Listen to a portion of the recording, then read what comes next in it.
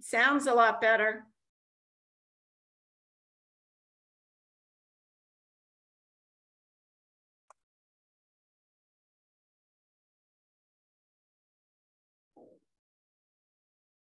Somebody from Borough Hall say something. I don't think we're hearing them, Bonnie. You don't think what? I don't think we're hearing them and they're hearing us. Well, I thought I was hoping it would get better if they turned off and came back on. Well, tell one of them to raise their hand if they hear us. All right, somebody in Borough Hall, raise your hand if you can hear us. Okay, so they can hear us. But we can't hear them. But we can't hear you. Oh.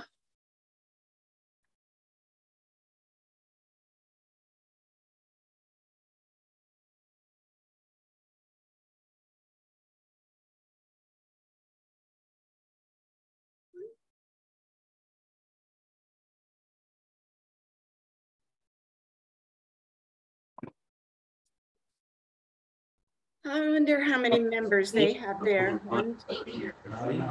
We have. Can you hear me, Bonnie? Yes. Yes. Okay. The screen up there was on nine. We figured it out. Nine. Okay, we're good. Okay, we're good to go. Can you hear us? Yeah. Yes. I know. Thank you. Thank you, Emily. That was great. Whoever fixed so that. Bonnie, Right, can you hear Emily, me? you're going to speak on the redevelopment. No. Plan, correct? Can they hear us? Bonnie, can you hear me? Yes. Okay, this is Frank Little. So I'm going to be speaking on this.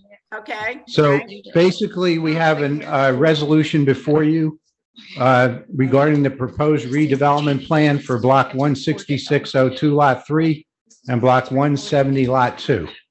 Both of these properties, one being the old Brennan gas station, the other being Foster's, were previously designated as a rehab area. The current resolution needs to be adopted to agree with the Borough Council that these areas can be approved under a redevelopment plan and that they're consistent with the master plan for two reasons. One, mixed use is permitted in our zones under the master plan. And also that we are providing affordable units with both of these projects. So based on those two criteria, the redevelopment plan is consistent with the master plan. So based on that, we need an approval for this resolution to move this forward to council. Perfect. Thank you, Frank. Gina, you want to make roll call on the can I have a motion to approve this resolution for redevelopment? I just have a question, Frank. When we approve this resolution, if they need any variances, do they come back to the zoning board, or does this approve that? No. Once this is adopted, there are no variances associated with the applications. They'll come to the board as site plans without variance. The redevelopment plan takes care of any non-conforming issues based on the Borough Council's review of the project. Okay. And this is Emily Givens. The Borough Council will hold a public hearing on the ordinance adopting this redevelopment plan next Monday at their regular council meeting. So if anybody has any questions from the public, they can ask questions with regard to the redevelopment plan. But as Frank said, this is a combined project. So the lots are looked at together as one project, and there's a density variance, but it's very minor. And there's an impervious coverage variance and some minor design and bulk variance relief through the redevelopment plan. So if anyone has any questions about that on the board, now's the time to ask that question. Any questions from anybody on the board? Raise your hand if you do. No? Last chance. Okay, can I have a motion to approve SR 2023-01 redevelopment plan for block 166 lot 3 and block 170 lot 2? We need a motion. Moved. Second. Thank you. Go to vote. Yep. Mrs. Davis, Yes. Mr. Meadow, Get up there. Why don't you sit there? Yes. Just sit there. Mrs. Ballmiller, Yes. Mrs. Eddles, Yes. Mrs. Leonard, Yes, Mr. Stevens. I was not at the meeting. no, this is for redevelopment. This is not an application. Okay, but didn't they discuss it at the last meeting? No. No. We Jim, did not. redevelopment is done by council. They come Okay. up with a plan, they approve the plan, they come to us to see if it goes with the master plan. You just heard Frank say it does. So what we need to Okay. do now is approve the resolution. Okay, yes. Mr. Jenna, Yes. Mr. Muha, Yes. Mr. Tinquist, Yes. Mr. Balbo, Yes. Mr. LaFredo, Yes. Mr. Wanger, Yes, the only thing, just one note, I haven't actually seen it, but I guess based on it, that meeting the master plan, I would say yes, but I have not seen the paperwork on this. Miss King, I'd like to abstain from voting. Is that something you can, isn't just that don't- ground on in land use law, abstaining? I haven't been on here long enough to understand this project well, and I'd rather not vote on it. it's okay. Okay, we got enough votes. All right. Resolution approved. Good. All right. Let's go to our first case tonight. Application 2023-04, the Island Baptist Church, Block 310 North Beach Avenue, Block 169, Lot 10. They're requesting a variance for a minor subdivision and a minor site plan approval. They've been approved by HPAC, and this is a D variance, special reasons and bulk. Okay. Who's speaking for the Baptist Church? Good evening, James Raven on behalf of the applicant, Island Baptist Church. Okay. Go ahead, Jim. Okay.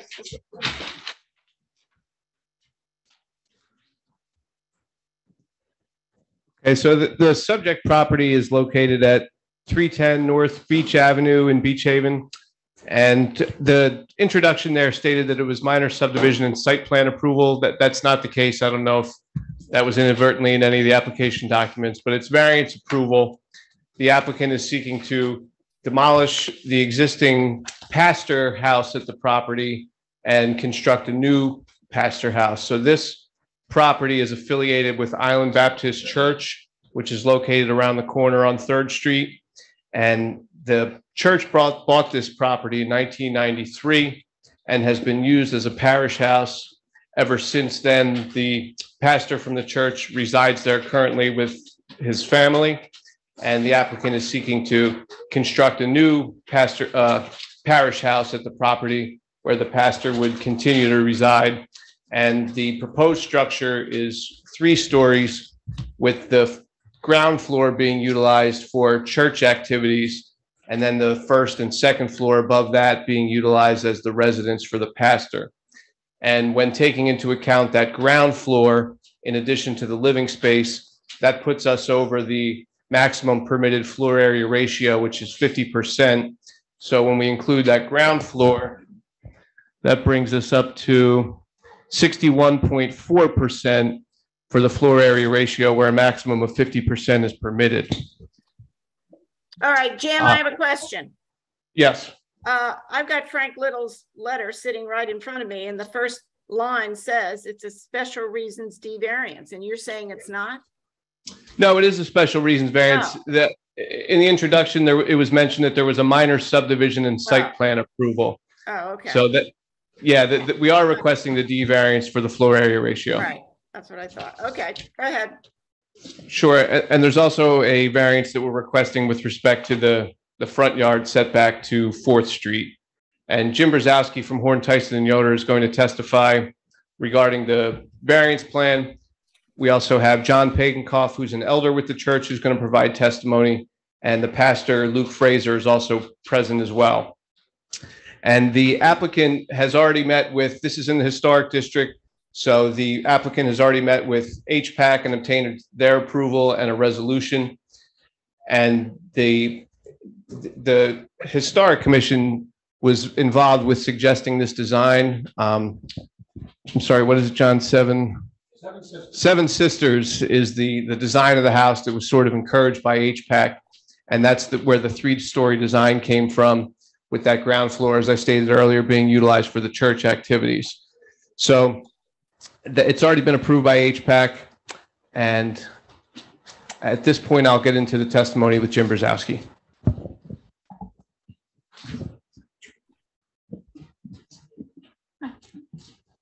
Do you solemnly swear or affirm that the testimony you're about to give before this board is the truth, the whole truth, and nothing but the truth? Yes, I do. And state your name and address for the record. James Brzezowski, I'm a licensed professional engineer and professional planner in the state of New Jersey, and an employee at Horn, Tyson and Yoder, whose address is 8510 Long Beach Boulevard, Long Beach Township, New Jersey. You've testified before this board before, Yes, I have. and other boards in the state of New Jersey. Yes, I have. Does anyone have any questions? No, we approve. Okay. Thank you.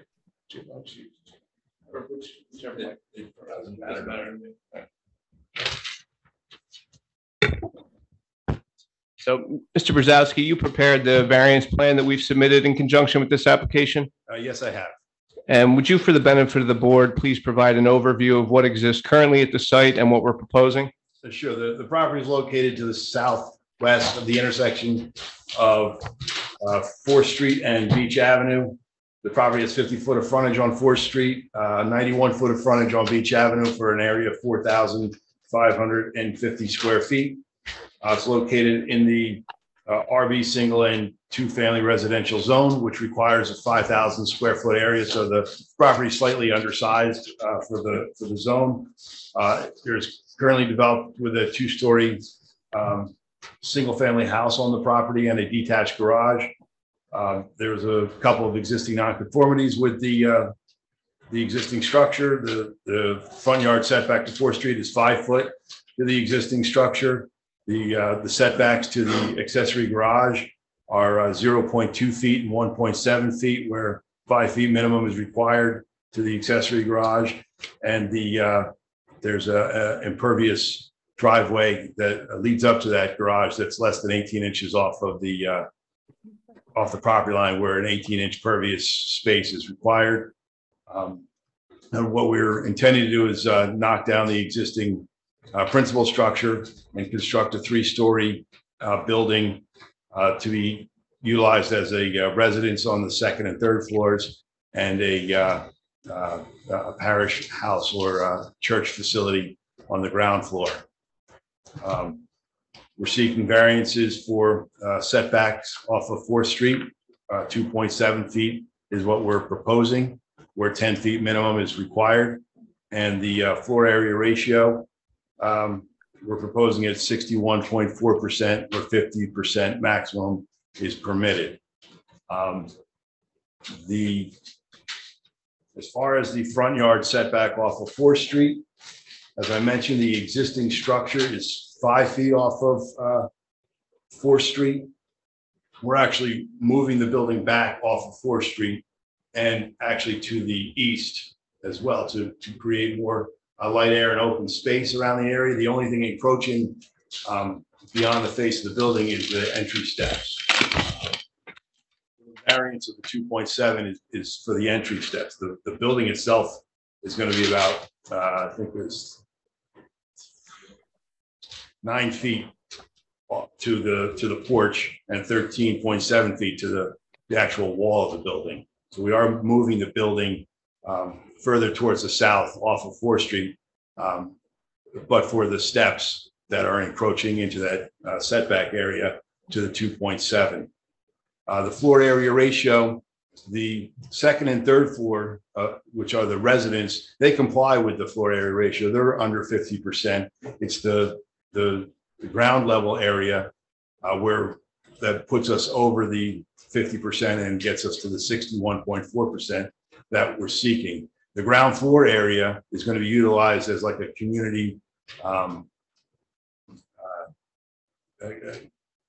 basically church area to have meetings and whatnot. On that ground floor level, there will be a bathroom without a shower and a sink.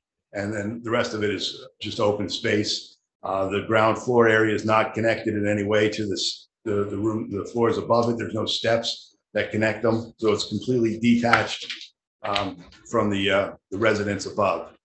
It's simply going to be utilized for church meetings and activities. And Mr. Brzezowski, with respect to the front yard setback variance that we're requesting on 4th Street, is the impact on the neighbor to the west going to be improved with the proposed structure as opposed to the existing structure, in your opinion? Yes, certainly, as the building itself is actually moving south from 4th Street and as well as east on the property. So we're improving the light, air, and open space between the structure, the proposed structure and the structure to the west, as well as opening things up a little bit between the structure and 4th Street with an open porch and some open steps to the north of that. And the open steps on the north side of the proposed dwelling, are those consistent with respect to the location of stairs as you go further to the west along the block? Yes, immediately to the west of this property is a house with a deck that's 5.1 feet off the right-of-way line. To the west of that, there's a house with the steps right on the property line. And the next house to the west of that, steps actually encroach over the right-of-way line. So, our proposed steps are consistent with the steps in the neighborhood. And I'll address this in a little bit more detail with the applicant, but is it your understanding that one of the reasons as well for having the house situated closer to 4th Street is to allow more open yard area to the south end of the property for outdoor church activities? Yes, and the applicant will testify a little bit more about this, but it's my understanding that currently that southern yard area is utilized for the church activities that they're proposing this ground level area for. And when the weather gets inclement, they actually move those activities into the house where there's I guess the pastor lives. So he invites them into their house to have these church activities currently. And so the idea here is to kind of separate that a little bit. Let the pastor have his peace while the church activities are going on. And when the weather's nice, they still want to utilize the outdoor area for these activities. It's nice to get, especially with the kids on Sunday mornings, to keep them outside in the summer. But if it does rain, they'd like to be able to move them inside. And with respect to the special reasons variance, are there purposes of the municipal land use law that are being advanced, in your opinion, with this application? Yes, there are. We are creating a nice community area. It's going to be certainly an aesthetic improvement over what is there now, that existing house. This will be a much nicer house. We're improving the light, air, and open space as we're moving the building back slightly to the south and as well as to the east. So I think we are, and all 3 levels of this building are going to be elevated above the base flood elevation. So we're certainly securing the building from fire and flood. Okay, I'm going to mark as Exhibit A1 one sheet containing 2 photographs of the existing home.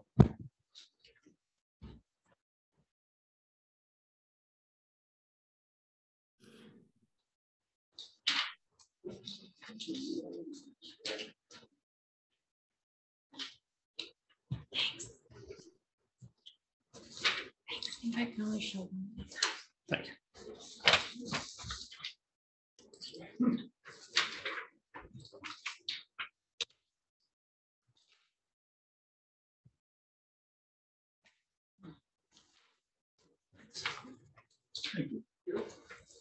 The top photograph is we're on Beach Avenue looking in a northwesterly direction. The pale green house centered in the photo is the existing house on the subject property. You can see the area to the south, the grass area to the south of that house is the open yard that the church likes to utilize. The bottom photograph, we're kind of at the southeast of the intersection of North 4th and Beach Avenue, looking in a westerly direction at the existing house, right down the sidewalk, where you can kind of see in the background at least one other house or two other houses that are kind of in line with the existing house on the subject property. And on that north side in the bottom photograph, so we're looking at when I say the north side, I'm referring to the right side of the house.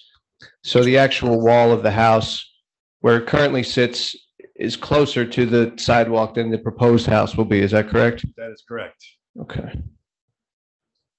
And with the proposed development, do you foresee any negative impact on the surrounding property owners or the public good? No, I do not. And would the proposed development impair the intent and purpose of the zone plan and zoning ordinance, in your opinion? No, the residential portion of the property is still going to be below the 50% floor area ratio, but for the one floor below, which is elevated above the base flood elevation, so we've got to count it as habitable space, puts us over that 50%.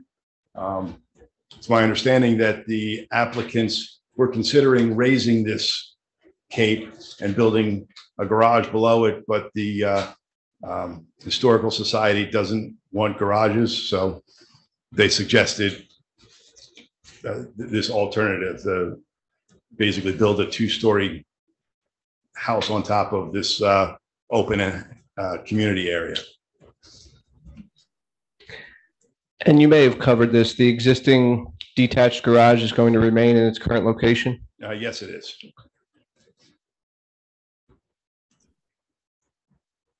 Okay, I believe that those are all the questions I have. Are there questions for Mr. Brzezowski?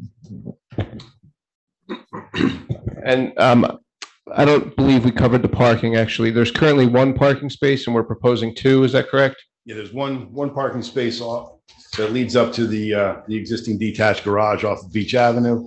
We're proposing a second parking space off of North 4th Street on the east side of, the west side of the proposed building.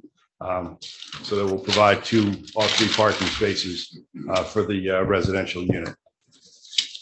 Jim, I have a question. Yes. Shouldn't you mention that we're going to lose one public parking space on 4th Street? Yes, we are. In order to open up the driveway, allowing the off-street parking off of 4th Street, one on-street parking space will be eliminated. So we're removing one on-street parking space to make room for one off-street parking space.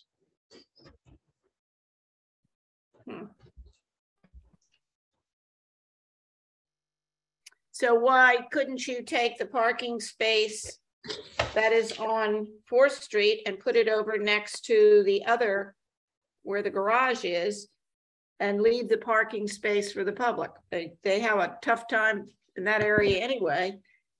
And if you've got all these people going to church, I don't know where they're all going to park. So you're saying the second parking space to be next to the parking space we're showing in front of the garage? Right. I mean, I just don't know how the board feels about losing more public parking spaces.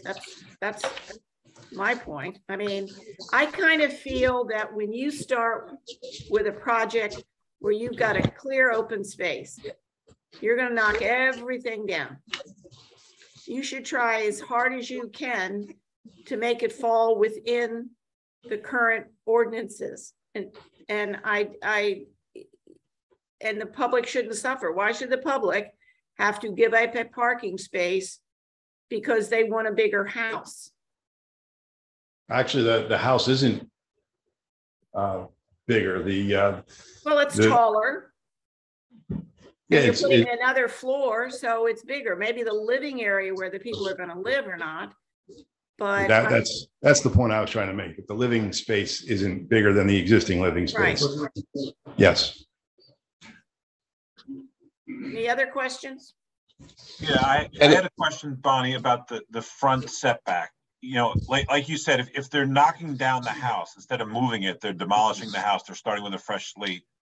You tried to explain why it needs to not meet the 10-foot setback, but you could design this with a proper step back, right? No. Yes, sure. It could be designed in that fashion. The idea, and I'll have Mr. Pagankoff testify in a little more detail about this, but basically we're building the house to scale at 35% building coverage. And the idea with the front yard setback was it's not going to impact any of the property owners along 4th Street because the setback will be consistent with those properties. And also they're trying to gain as much outdoor space, which is also why we didn't want to propose any additional parking on that south side. There is some outdoor yard area that's very useful with this type of use as well, where you have church activities going on, because if the weather's nice, there are a lot of activities that they would hold outside as opposed to inside the ground floor. And I did speak with the applicant regarding the parking. If the board would prefer, the applicant would leave the parking space, the public parking space on 4th Street, if that would be preferable, and then request a parking variance to just leave the one space that we have currently and just ask for a variance for only having one space as opposed to 2. But this is the way it's always been. The use is not changing and the intensity of the use is not changing. This is the way the property has been since the early 90s, since 1993. So they're simply looking to rebuild the structure and utilize it in the same way it's been used. Is this, let me just ask the question, is this, I mean, is the actual church over next to the Island Guest House? Yes. Okay. So why couldn't they put this meeting area in the actual church? Why don't we swear in the applicant to answer some of these questions?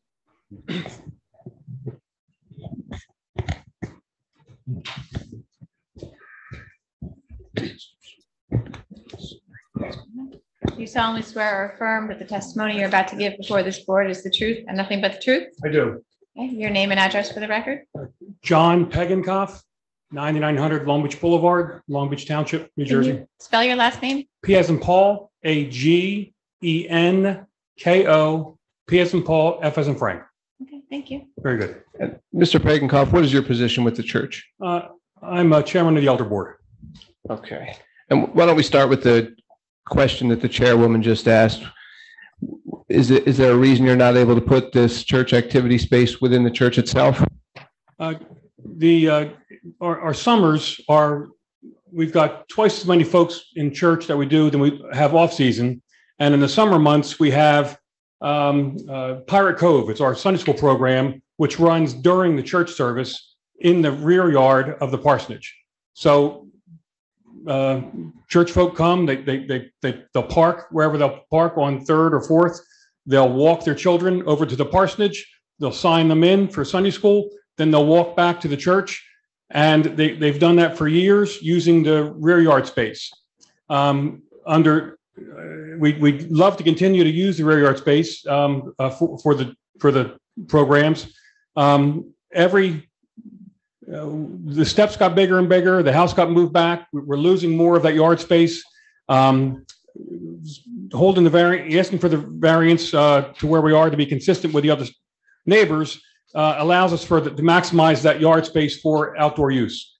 Inclement weather, as we mentioned, they're now in the pastor's living room.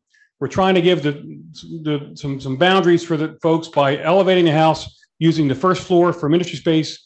Inclement weather, the kids will move inside. So often we have uses going on at the church as well as the yard. So we can't bring those Sunday school uses into the church.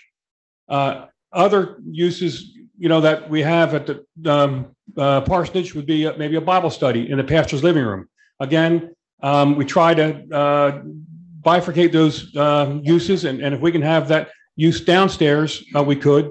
Those are often while the church is not in use, but sitting in it's just not as conducive in a church setting to have those uses where we could have them in this first floor ministry space. So if that helps explain one, how precious that lawn area is, and we don't really care to lose that. And the pastor and his family, there's a 4-bedroom house there now. The parking we have today is suitable for them. We added the space because the ordinance required it. But if we did not have that second on-street space and utilize the public space as we have today, the family's not changing, their needs don't change, and we don't need that extra parking space on the property. If that helps. Okay, thank you. Anybody else? Can you have any squeeze- questions? Yeah, it's Tom. Can you squeeze 2 cars side by side there? Maybe expand that parking space that's on the south side of the house without encroaching too much into the lawn space? Just a couple of feet worth. You could probably get 2 cars there if need be, and this way you're not taking up. I'm sorry, you're asking to put 2 parking spaces side by side? I mean,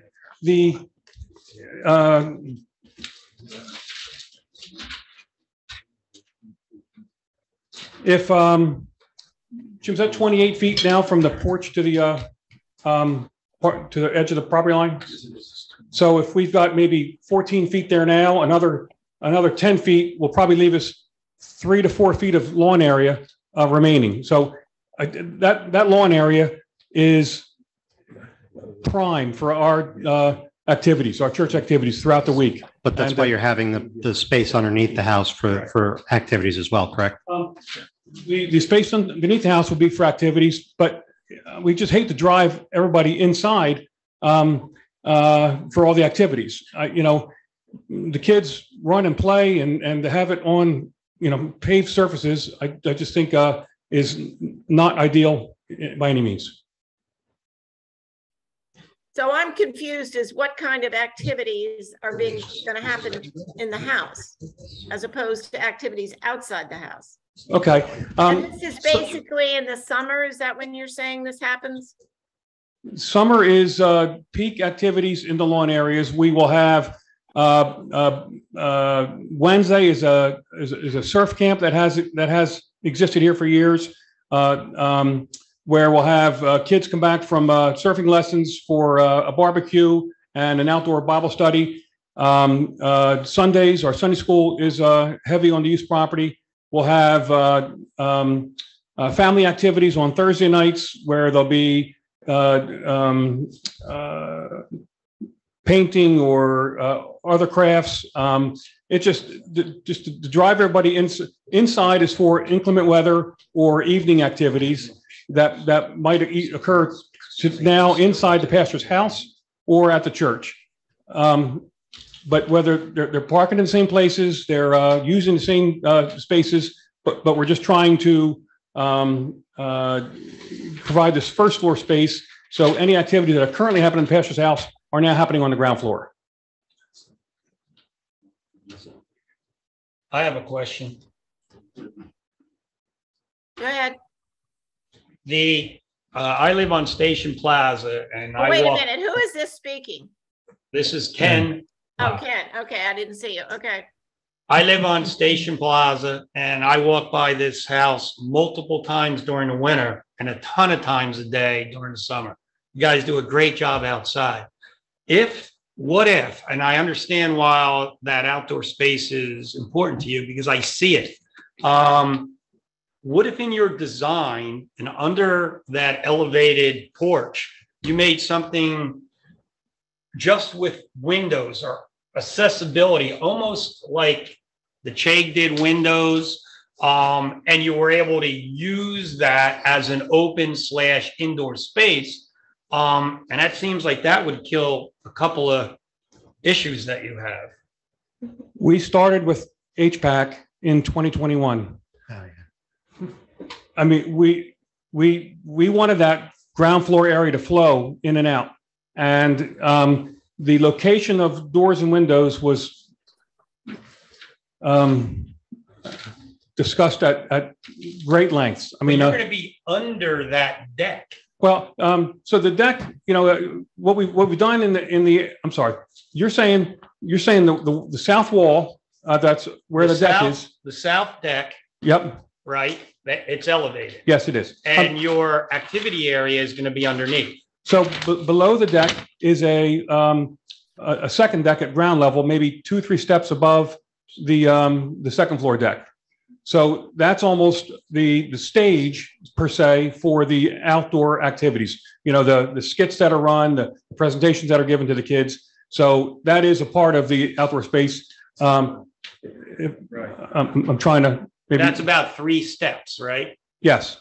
So what if you alleviated that and you put a more accessible, well, anyway, I'm just saying that it might be a way to solve the problem. Well, that lower deck, you know, off of the ground floor outside that south wall is part of the activity space, you know, the stage or platform where these activities will be led while the kids sit all in the lawn area. Okay. Thank you, though. So, I have a question. The Historic Society recommendations for the material and such on the house that will be built, are those going to apply to the garage as well? Yes, the garage will have the same exterior finishes as the house. Jim, did you have a question? Yeah, that's Jim Stevens. On the auxiliary building, is that going to be torn down and rebuilt? Or is that just going to be recited?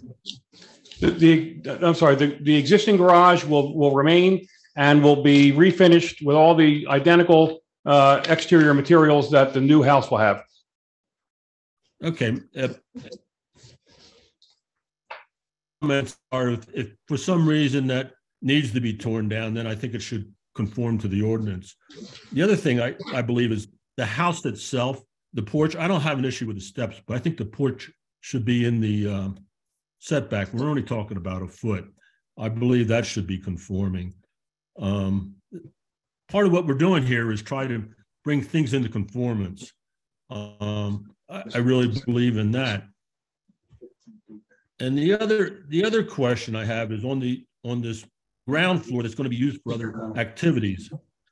Do you have an issue with us putting a deed restriction on that to ensure that there is no living space there now or in the future?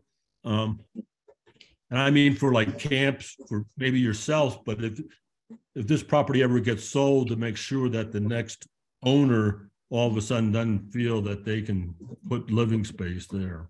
I don't have the issue with the floor area over the 50%, but I think it ought to be restricted to what we're clearly saying and not all of a sudden something else crop up.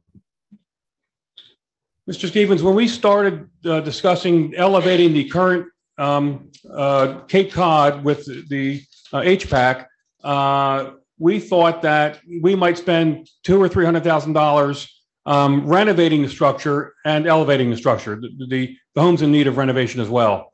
After the HPAC suggested this Seven Sisters home, and briefly, there are seven Seven Sisters homes and one duplicate on 100 Norwood. These homes were living levels were second and third floors, and first floors of these homes were fish cleaning, clam shucking kind of working spaces. So HPAC thought it was a good transition for a church to take second 2 floors as living, first floor as ministry. But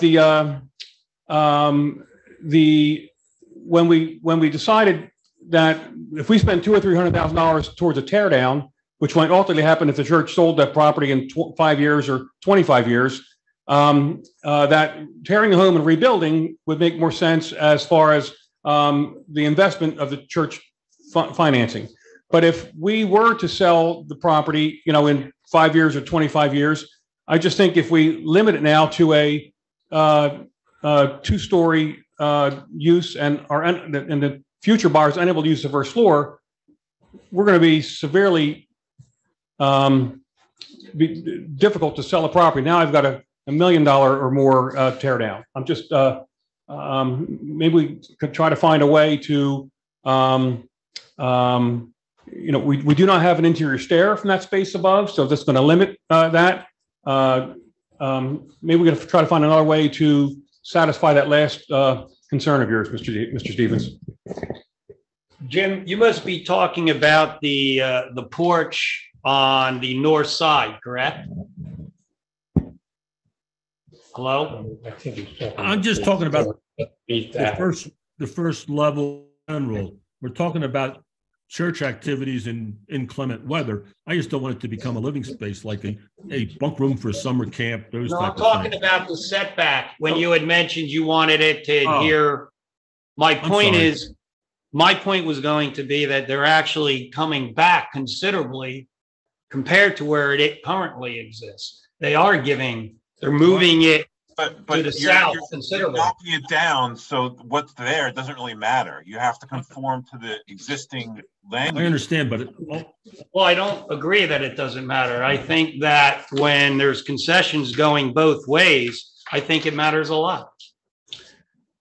I'm sorry, Mr. Stevens, if I can address the 2 points again. One, with regards to the ground floor use, I would agree with you. We don't want this to be a Harvey Cedars Bible Conference South, where we've got cots and campers all in the first floor all summer.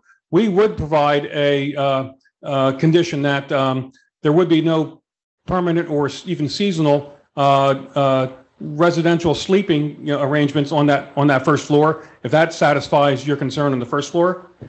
And then as far as the setbacks on Fourth, the other homes west of ours on Fourth are all, say, traditional homes set up with very short front yards and active rear yards. And the Cape Cod on the corner does not really fit that model.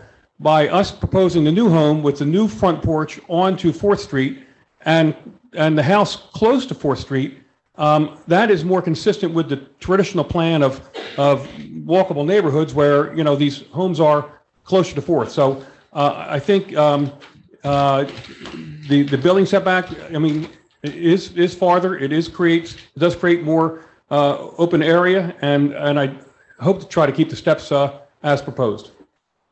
If I may. Over here. Yeah, the one last part is, my last comment was, I don't have an issue with eliminating the parking space. I just assume see it be available to everybody on the street. Jim, you done? Jim, are you saying you don't have a problem with getting rid of the public parking space? That's correct.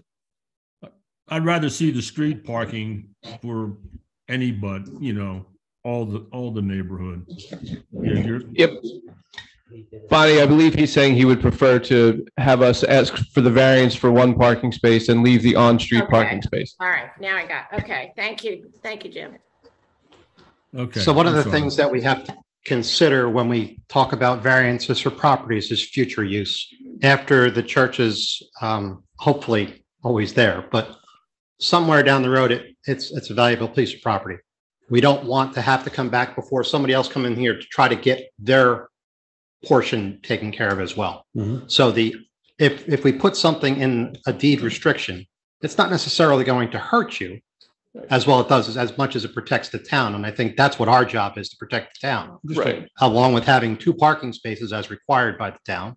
If you want to leave the on-street parking. The on-street parking is not that crazy for me because I know that you get the parking space every time, right? I have a house here on the island too. I understand how it works.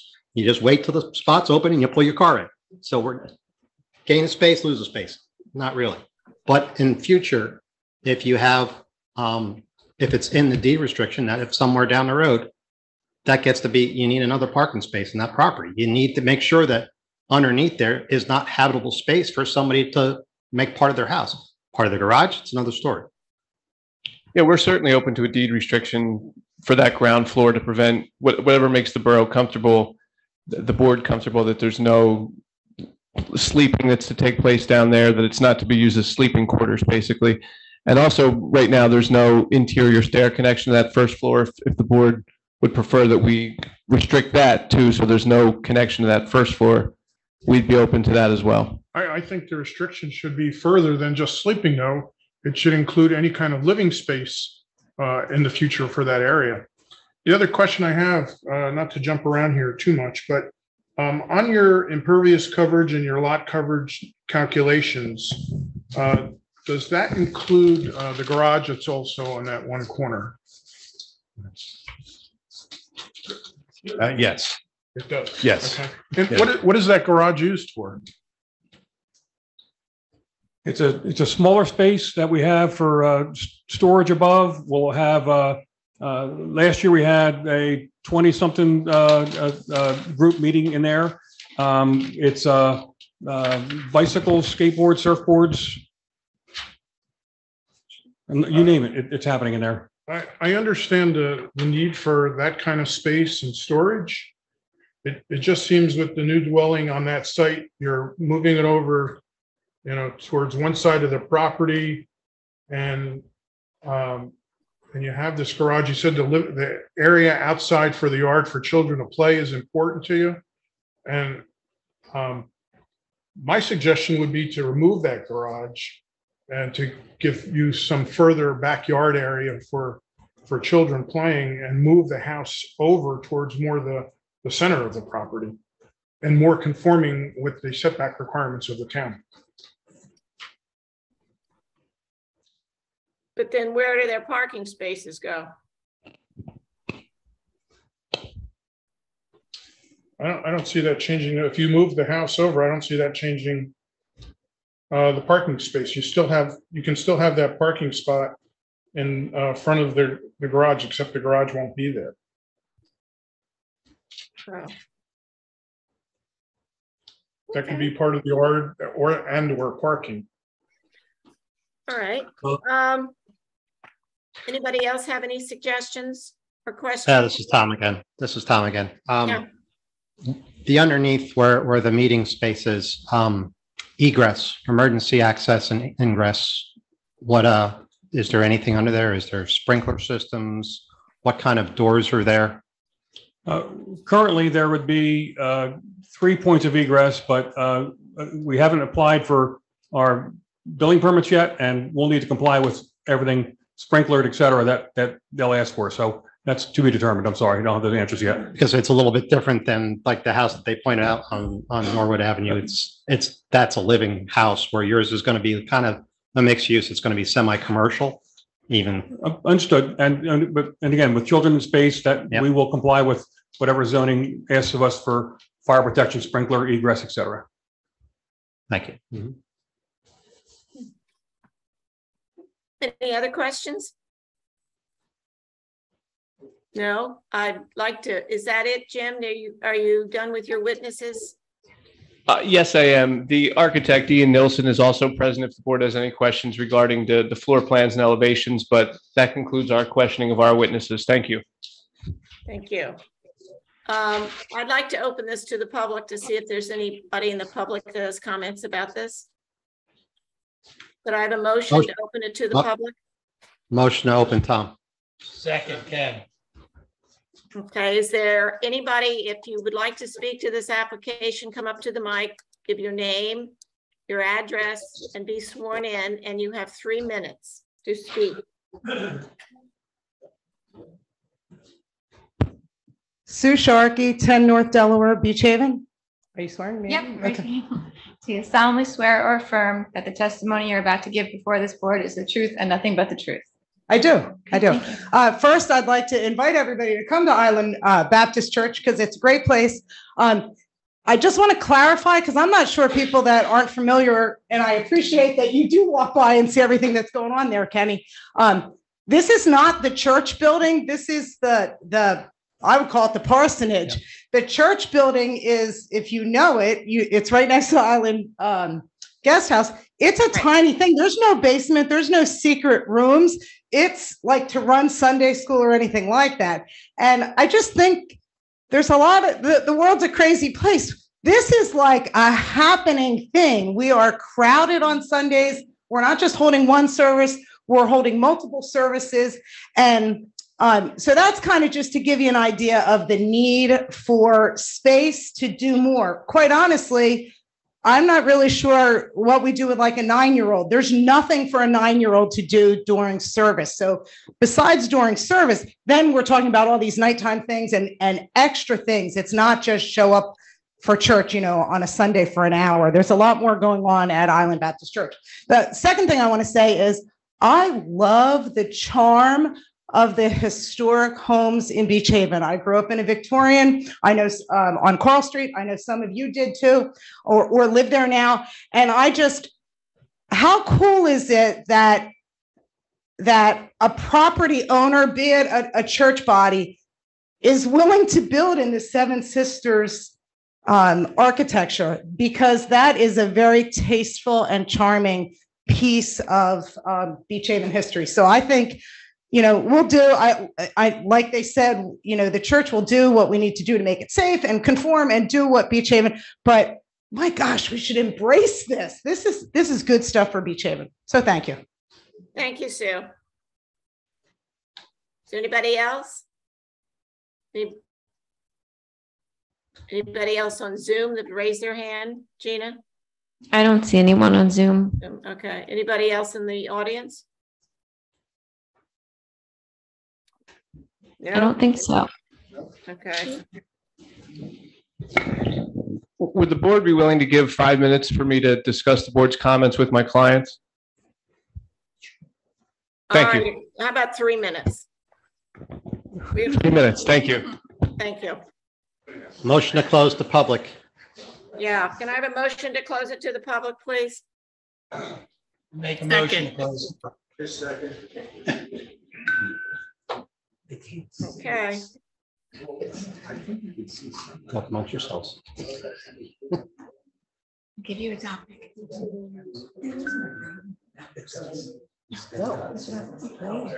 I can't tell where.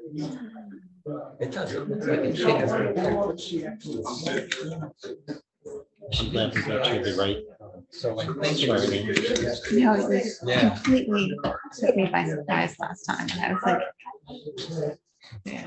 I saw Bobby Shin a couple weeks ago. Can you please email her? I talked to him the other day. No, I just the board hasn't done it before, and then I was in Texas after the board last week, and I Well, so I got a lot of I'm time. not exactly. I walk We had 4 across, applications. kids, dog, grandkids, my wife and I. That's where everybody I go is. by 4 times. 10 Yeah, times. completely took me by surprise. That was good. That was Yeah. clever. It's a joyful, it's just. Wait, what? What? You want me to do that? All right. Really, as Sue was saying, right, it's a joyful, I think we should do whatever we can do to.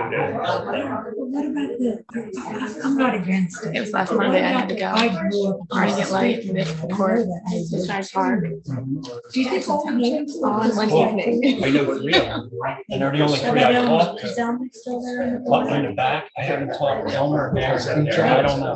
But I just, it's been going on so long. I think they're. So that's just. I think it's a big thing too. Right, fits in better. I think that the historic comes up. Should have to go through there and look like it belongs there. Say that again.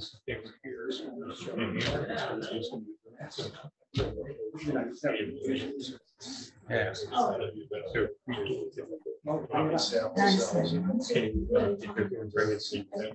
not a bad idea.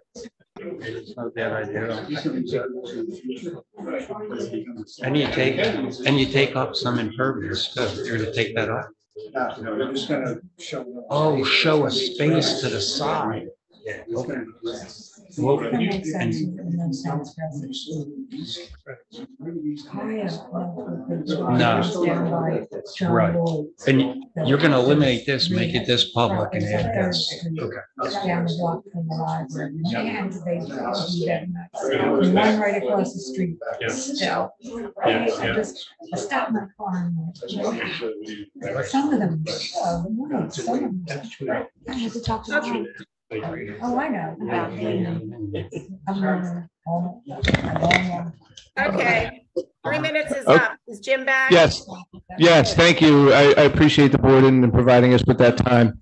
No problem. So after hearing the board's concerns, what we would like to modify the application such that we would shift the house back 1 foot to the south off of 4th Street, and that would make the porch 10 feet off the street, as Mr. Stevens suggested. So that would give us 10 feet that would be conforming to that porch on the north side. And then we would like to propose a second parking space just to the north of the parking space that's shown on the plan. And to accommodate that, we would need to widen the curb cut that's along Beach Avenue. It's currently shown as being 12 feet, and we would request that be extended to 20 feet, which requires a waiver for going to the 20 feet. And this way, it's a compromise where we're not losing too much yard space. We're pulling the house back, so we're conforming with the setback to the porch on the north side. And that's what we've come up with. So the variance for- excuse me, Jim. So the second parking space is over next to the one on Beach Avenue. Is that what you're saying? Yes, that's correct. It would be next to the one that's shown in front of the garage. And that curb cut, expansion of the curb, that doesn't impact any parking space because there's no parking spaces on Beach. Correct. That's correct. Correct. Yeah. Okay. Thank you. Is there any further discussion on this? Are there any questions, any remarks that now that they've made a couple concessions on this application that you want to discuss? Are About we the okay deed with this? restriction? Would you like the deed restriction put in to the first floor? The ground floor, I mean? Yes, we're open to any deed restriction that the board would like to request. Okay. I don't know if that was directed to me or not. No, that's fine. I'm just directed to anybody that has a comment. I'd like to make one remark.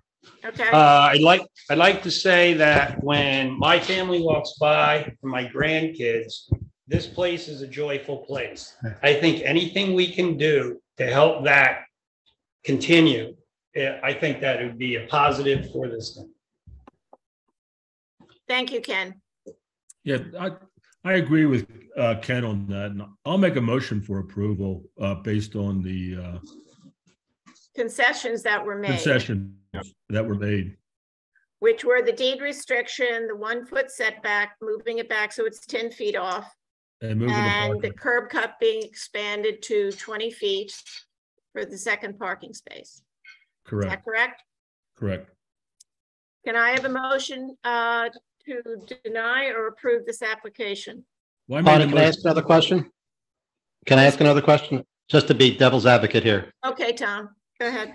How about we do the curb cut, and as long as before they ever put it up for sale, they make the second parking space.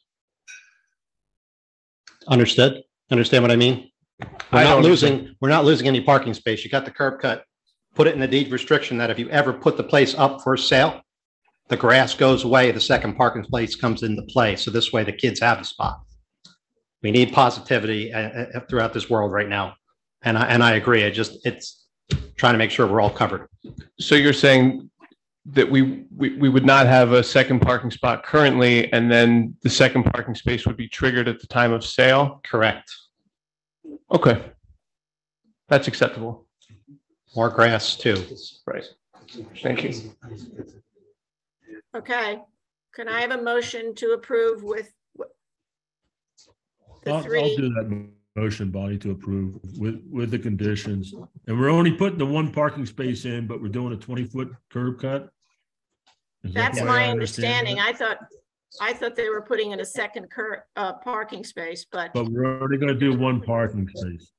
they're only okay. going to do 1 parking space, but a bigger curb cut so they can pull a car in there, I suppose, at some At point. some later date. And Tom is saying that if the house is sold, then it has to be designated as a parking space. Correct. Everybody understand that on the board? Yes. Okay. All right. Can I have a motion to deny or approve this application? Bonnie, I made the motion to approve the Did you make, application okay. with the I'll conditions. second. that- I'll second. Second, Tom. Okay. Okay, let's go to vote. Mr. Meadow, Yes. Mrs. Eddles, Yes. Mrs. Leonard, Yes. Mr. Stevens, Yes, Mr. Jenna, Yes. Mr. Muha, Yes. Mr. Tinquist, Yes. Mr. Balbo, Yes. Mr. LaFredo, Yes. Mr. Wanger, Yes. and Ms. King. Yes. Thank you. Application approved. Congratulations and much success to you. Thank you very much. Thank you. All right, moving right along, 718, we have application 2023-03 Coastal Holdings. Applicant requests a D variance for the restaurant building height. This is where Morrison's Restaurant used to be, for those of you in the public. They want a 46-foot high height is proposed, where a maximum building height of 35 feet is permitted in town. The existing conditions are 100% impervious lot coverage, and the proposed site will maintain its existing nonconformity. Maximum impervious coverage, lot coverage required is 60, where 100 is proposed. All right, who's speaking to this application? Madam Chair, good evening.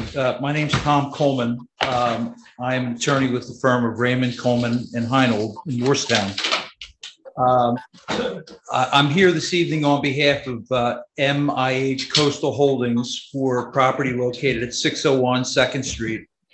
It's block 48.01, lots 1, 2, 3, and 4 in the Marine Coastal District. I have with me this evening the applicant's principal, Angela Marcus. I have our professional engineer, Mike Petrie. I have our registered architect, Sarah Jennings. And last but not least, I have our planner, Jim Miller.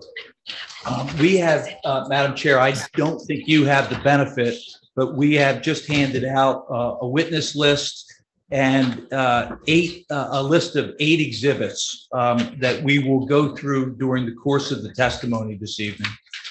The application. Well, first of all, have you ever come before this board in Beach Haven before? I have not, Madam Chair. Okay, doesn't. Is there a concern, Madam Chair? Well, we usually ask them if they've ever, have you done it before other land use boards? Well, I'm solicitor of Long Beach Township. I have 8 planning and zoning boards that I represent currently. Okay. Let's see, I have 11 towns that we represent in Burlington County. Well, I think you're qualified. Go ahead. Thank you, Madam Chair. The application before the board this evening is for the development of a freestanding restaurant located at the Queen City Marina at 2nd and Pennsylvania Avenue. The marina currently has 137 boat slips, recently renovated ship store that this board approved in 2022, restrooms and parking. As many of you know, the previous Morrison's Restaurant burned to the ground on September 12th of 2005. This board previously approved a replacement restaurant in 2011 that ran hand in hand with the redevelopment agreement. Fortunately or unfortunately, that restaurant was never built. That applicant never followed through with the approval that was granted. I'm seeking preliminary and final approval this evening with 2 variances. As you, Madam Chair, mentioned, I have a variance for a portion of the restaurant, not the entire restaurant.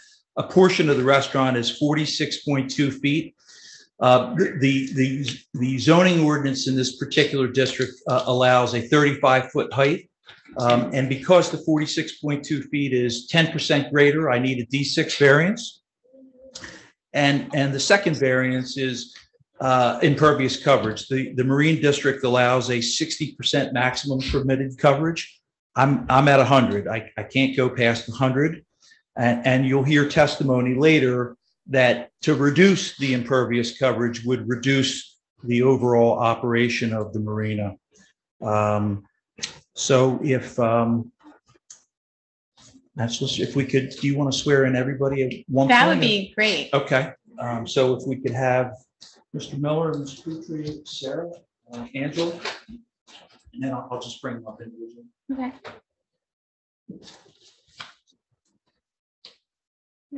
Raise your right hand. If you could all solemnly swear or affirm that the testimony you're about to give before this board is the truth, the whole truth, and nothing but the truth. I do. I do. And then you can state your names. James Miller, professional planner. Sarah Jennings, registered architect. J. Michael Petrie, professional engineer. Angela Marcus, principal of MAH Coastal Holdings. Thank you. Chuck, that's, you're marking the individual exhibits? Yes. Mike, you ready? You want? No?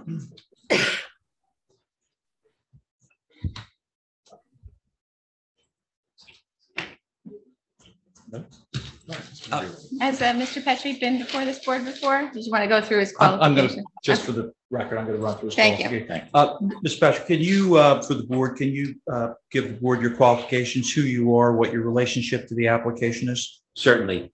J. Michael Petrie, the initial J. I'm a licensed professional engineer, a licensed professional planner, and a registered architect in the state of New Jersey. I'm a principal in the firm of Petrie Engineering. Our firm was engaged by the applicant to perform the engineering services for this site, both the plans that are before this board, as well as the CAFRA permitting and the flood hazard area extension permit that was recently granted by the DEP. I graduated NJIT in 1984 with a bachelor's degree in architecture.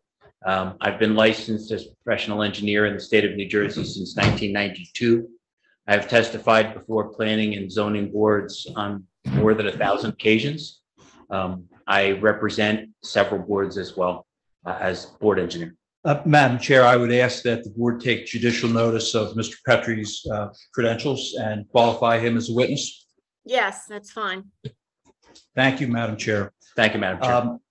Mr. Petrie, what is your relationship to the application before the board this evening? Our firm, Petrie Engineering, prepared the plans that are before this board, as well as the plans that went to DEP for the CAFRA and flood hazard area extension permits. So you mentioned DEP. Why don't you mention the applicant's application before DEP and what that garnered? Certainly. Back in May of 2018, the DEP issued a CAFRA exemption for the reconstruction of the restaurant that is before you this evening. That CAFRA exemption has no expiration date. Simultaneously, or approximately that same time, about April of 2018, they issued a flood hazard area permit to construct the restaurant. So not only is there a CAFRA exemption, but there's a flood hazard area permit that goes along with the reconstruction of the restaurant. That permit was set to expire in April of this year. And last month, our firm secured an extension, a 5-year extension of that permit. Thanks, Mike. If you could, Mike, use Exhibit A1, what I believe has been marked as Exhibit A1, which is the aerial mapping. I'm sure everybody on the board knows where the Morrison restaurant previously was. But if you could walk. Excuse me, just before you forget, continue. Do we have a copy of that extension of this CAFRA approval? We will certainly submit it to the board secretary, Madam Chair. Thank you. I'd like that. But Mike, if you could walk the board through the site, please. Certainly. So what's been marked as A1 on the easel tonight is a combination of the aerial image, the tax map and zoning information that's on the title sheet of the plans that are before you. So we blew it up because, quite frankly, it tells a very good story as to where we are, what surrounds us, and what's in our neighborhood. Generally, north is pointing in the upper left-hand direction. The subject property is located in the upper left-hand area of the image, and this is a DEP GIN image. Right. Max, where'd you go? Max! Max! Whoever Where are that you? is, Oh, he's please speaking. mute yourself. Okay. Go ahead, sir. So we are located on the northwesterly corner of Second Street, which runs horizontally through this image, and Pennsylvania Avenue, which runs vertically through this image. We have a property that has frontage and consists of 4 lots on the tax map sheets within block 14801. Lots 1, 2, 3, and 4. We have 655 feet of frontage along Second Street, and we have 568 feet of frontage along Pennsylvania Avenue. The property consists of just under 8 acres, of which half is land and half is sea. Mike, if you could integrate through your testimony exhibits A1 and A2, why don't you walk the board through what the proposed improvements are? Okay. So I'll skip what has already been discussed with regards to the fire, with regards to the property itself. What we have before the board this evening is a plan that would incorporate a reconstruction of the restaurant, which is located at the end of Second Avenue at the corner of the marina property. We have designated this area on this board with a brown hatch. There are walkways that approach it, and there's also, as part of the DEP requirements, a 10-foot wide paver walkway that extends out along the Little Lake Harbor side of the marina itself. So vehicular access will remain through the 2 existing driveways that are on Second Street. We have added a 3rd driveway on Pennsylvania Avenue, immediately adjacent to the existing boat repair building, which is just north of the recently renovated ship store. So we'll have 3 vehicular access points into the site. We have parking that aligns along the marina area. We've left an 8-foot walkway that runs continuously along the marina frontage, and the parking runs from there. The existing site is a combination of asphalt pavement, concrete pads, and crushed shells.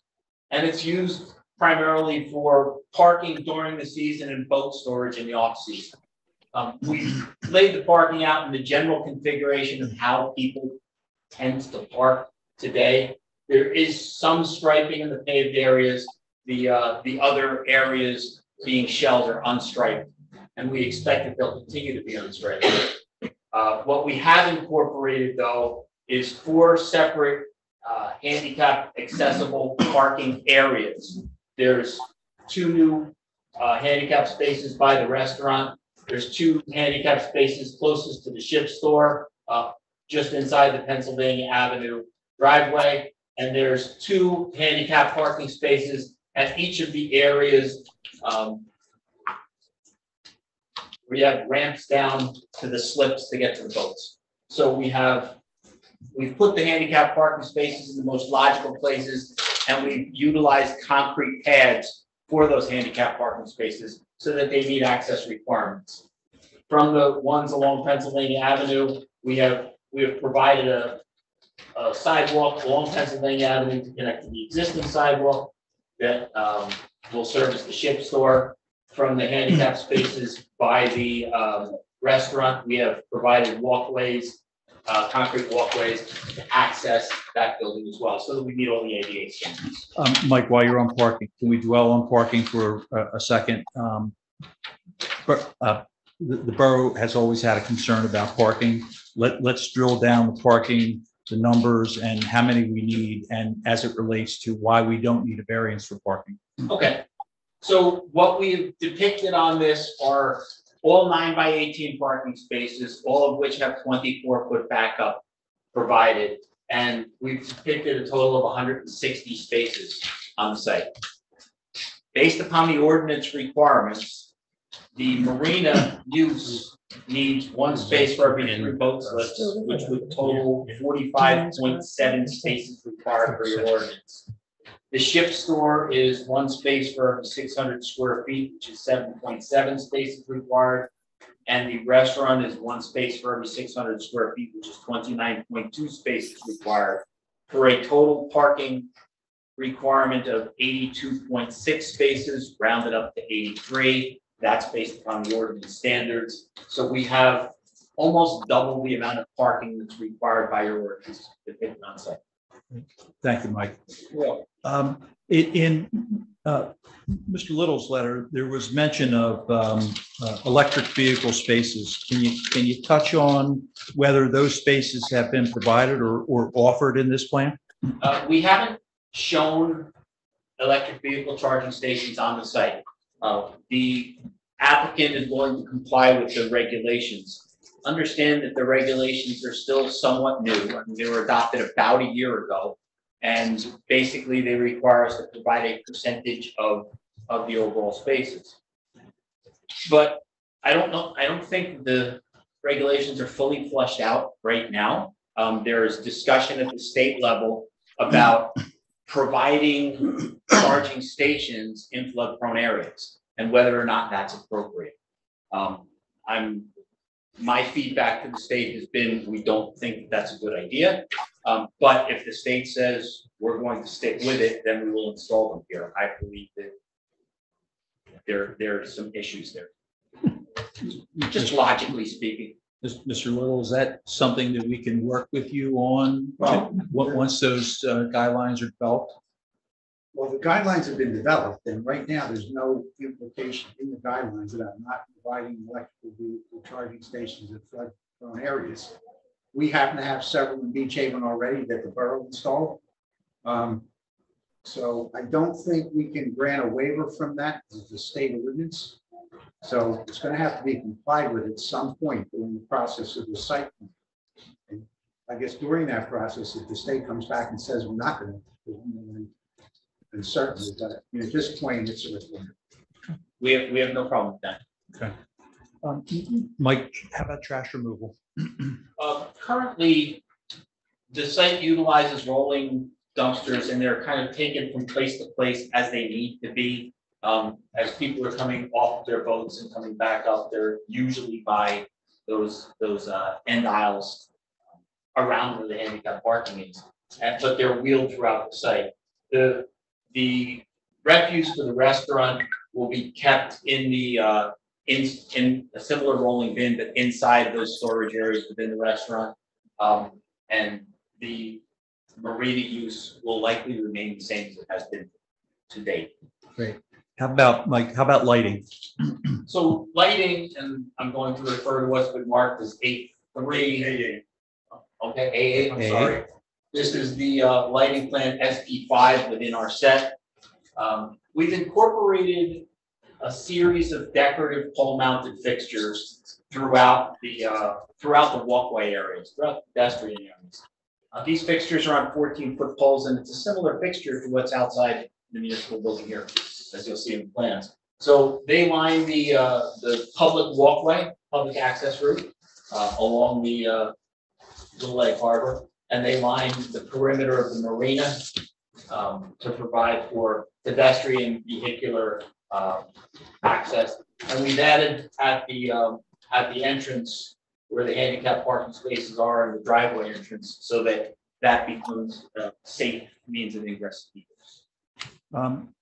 Mike, Mr. Little's letter mentions some notion of complying with the streetscape requirements that are unique and ordinance driven for another district in town. Have you incorporated those streetscape concerns? We haven't. That's a BB district requirement. I don't know that, in my opinion, I don't believe that applies to this. Is an MC district, and I don't believe that applies here. This would be the only property in the area that would be incorporated on if it were to be required by the board here. But it's a big district. It's not anywhere else. Mike, can you touch on grading and drainage, please? Certainly, I'm just going to back up To to A2? A2 rather than grading and drainage plan. The current property, sheets 2 and the inlets that are there discharge into the bay. Our office performed an analysis of the existing and the proposed conditions because we are 100% pervious in the existing condition. And we've concluded that there's no need for on-site stormwater management systems. NJ DEP has reviewed that as part of both the CAFRA and the flood hazard area permit, and they concur with our findings that this is not a necessary item, and that analysis included any future development that may be considered on this site. How about, Mike, how about landscaping? We are a 100% impervious in the existing conditions. Based upon DEP, and we had proposed some landscaping when we went into DEP, and CAFRA basically said, you're either 100% impervious or you're meeting the 20% landscape requirement. It's 20% of the lot area. So 20% of the lot area would be will be about half of the upland area. So we don't have the ability to do that. So if I planted one tree, it's all or nothing. One tree requires now 20% of the site to be landscaped. That is correct. Now, we could, if the board were so inclined, to do trees along the street frontage off of our site within the right of way, but we can't do them on our site. Mike, how about last item? How about water and sewer? The restaurant will be required to have a new domestic and fire line. Will be required to have a new sewer line. We have no intention of trying to reutilize the lines that had previously serviced the building. So they'll be all new installed in accordance with these school requirements. Mike, with respect to your testimony, anything further you'd like to add? I think we covered everything. Great. Madam Chair, I do have the 5-year exemption letter, and I'm providing that as Exhibit A9 to your board secretary. Thank you.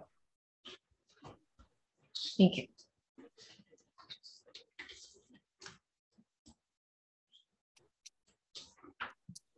Thank you, Mr. Petrie. I ask a couple of questions before it takes off before Mike goes.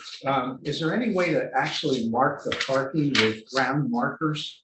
I mean, obviously you're showing us all the parking, especially the parking area up near the ship store that has handicap and then shows almost like what would be a drive aisle. It's all on stone. So is there a way to place markers in physically flush with the ground that would give people an indication where the spaces are? It's going to be hard to, it's going to be a free flow, which it may be right now. I don't know. It may be a free flow right now, you're right, because there are no markers. But I think you have a lot of people who regularly visit this marina, who have their boats there, and they generally follow the same pattern. But I think that, yes, markers could be placed in the ground to delineate, the ends of parking aisles and periodically throughout. I don't think you have to delineate every space, but yes, you could.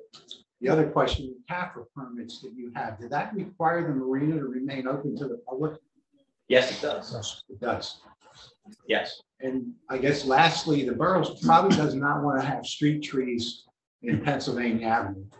We had those in our streetscape, but we found out that flooding is not great for street trees. But you're telling me even if you put a planter or something like that along the front of the building, 20% of the site now has to get get landscaped. Get that in grading, please, from CAFRA?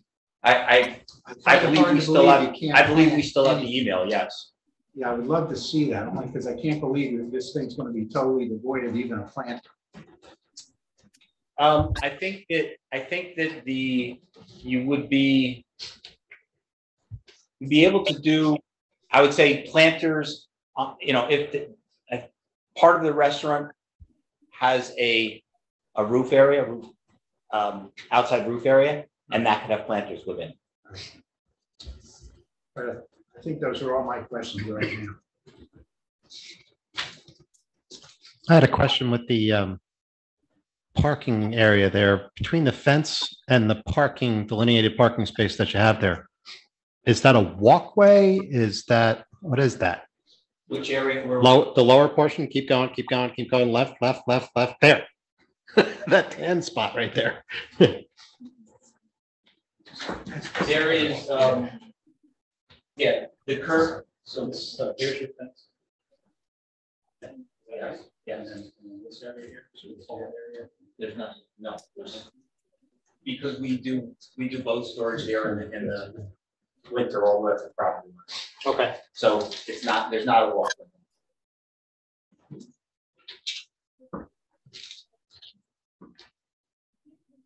One other question. Is the restaurant going to be open all year round? We're going to get to that. Okay, thank you.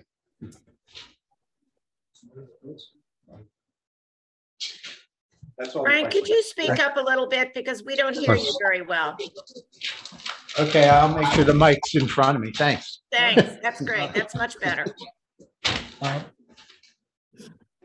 Hey, Frank, I have a question. Last time we ventured this road, Pennsylvania Avenue, the town, we talked about the idea of sharing some of the space on Pennsylvania for where the Marlin and Tuna Club is, and half on the street, half off the street, for more parking spaces to alleviate some of the issue down there. Did that ever get any traction? I don't believe it did because that was a part of a bigger plan with another applicant. Yeah, I mean, I know it was It's the not other part of applicant, this. but this one's here before us and it's not marked on his paperwork. Correct. So I'm not sure So- what the relationship is with the Tuna Club. Okay. I could certainly ask that one, a representative from. Is that, so I don't know if you're familiar with what they, I've been on Zion since 1963, so I know exactly where it is and what the relationship is. Yep. And I so, think you'll hear, I can provide you with some of that. There is a healthy working relationship with Marlin and Tuna Club. And in fact, last summer, I think Ms. Marcus will tell you that they brought the parking over to them. So yeah, was that where that's you were kind going? of some of it, but so there was that they were going to push the fence back a little bit or move the parking area. So it was half in the borough right away and half on on your property. So that also made it more public. Right. That's not in the current plans, no. Anything further from Mr. Petrie? Anybody have any other questions? Sir? Nope.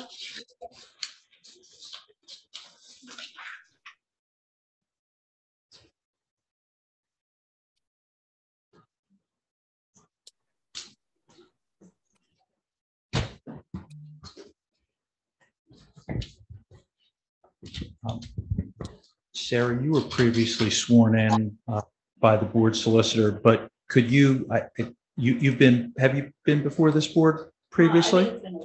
Okay, why don't you tell the board who you are, what your credentials are, and how you're qualified to present architectural planning testimony this evening? Sarah Jennings, New Jersey registered architect, graduate of Syracuse University with a bachelor's in architecture. Try to get And close to that microphone. I've been sir. an employee of Craig Braley Architect since 2013, and recently, starting in January, I'm the current owner and principal architect of CWB Architecture upon his retirement. And Sarah, have you appeared before similar boards before and provided? Yes, I've appeared before every board on the island and also in the surrounding areas, have testified with multiple different of the boards on the mainland. Madam Chair, I'd ask that the board take judicial notice of Ms. Jennings' credentials and qualify her as a expert witness. Yes, that's fine. Thank you. Thank you, Madam Chair. Sarah, you're the applicant's architect for this proposed restaurant? Yes, our firm designed the building, taking into considerations CAFA requirements, local ordinances, and the Beach Haven master plan. Okay, and Sarah, why don't you, let's cut right to the chase. Why don't you talk about your design? The restaurant we designed is, excuse me. The building we designed is a restaurant and enhances the aesthetic aesthetics of the marina. As referenced in the master plan concerning water views, our design takes advantage of the waterfront location by providing windows throughout overlooking the natural features the bay provides. We utilize the existing footprint of the building that burned down to create our design, and that shape that you can see on the drawings in front of you actually has many offsets and angles that follow both the existing building footprint and the bay, which creates a dynamic facades from whether you're approaching from 2nd Street, from the water, from the ship store, so from all sides of the building. Sarah, why don't you just go right into the specific design? Okay. The restaurant includes a private dining area, a separate event space, a bar, an outdoor dining area, and a rooftop deck that's for public use. Back of house areas include a commercial kitchen, restrooms, a fire-rated stair tower, an elevator for public use, and one lift for the staff or back of house. The design sits entirely within the existing footprint of the original restaurant, as I said. The ground floor that you see on sheet A1 will be designed in accordance with FEMA regulations and primarily consists of breakaway wall construction with the exemption of a fire-rated stair tower and the elevators. The entry was designed in the southeast corner of the building, which will create a functionality to allow pedestrian access and a strong street presence when you enter from 2nd Street. The first floor, also on sheet A1, contains the main dining area and was designed to maximize views with the main dining space and decks facing west and the back of house portions like the restrooms and the kitchen to the east.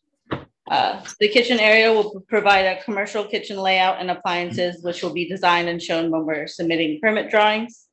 The seating arrangements have not yet been determined, which are not currently shown on the plans, but we can certainly show them as requested following your feedback tonight. On sheet A2, you'll see the 2nd floor has a separate event space with its own bar, its own lobby area, prep area, and a maintenance space along with restrooms. Like the lobby on the 1st floor below, there's a hallway to the south side that allows overflow or waiting space before events are taking place. On the proposed roof deck plan, there's a roof deck and play area that's open to the public that's access through the stair tower and elevators, and also access to mechanical systems, which are screened by parapet walls. We anticipate 3 to 4 commercial rooftop HVAC units and a commercial kitchen exhaust, which would be shown on the permit drawings. The exterior is designed, which is on the next page, as previously discussed, to match the materials of the market and would include a cedar impression siding, black metal roof accents, large decorative brackets, different window shapes and sizes, and a brick veneer along the base. You can see the color rendering also in Exhibit A6, which matches the coloring of the existing market. Thank you, Sarah. Sarah, I briefly touched on the need for a variance for a portion of the restaurant that's 46.2 feet. Why don't you tell the board the benefit of why that portion of the building is 46.2 feet? Firstly, I'd like to address that the only a portion of the building exceeds the 35-foot height limit. Majority of the building footprint, which is 8,600 square feet per floor, does meet the 35 height limit.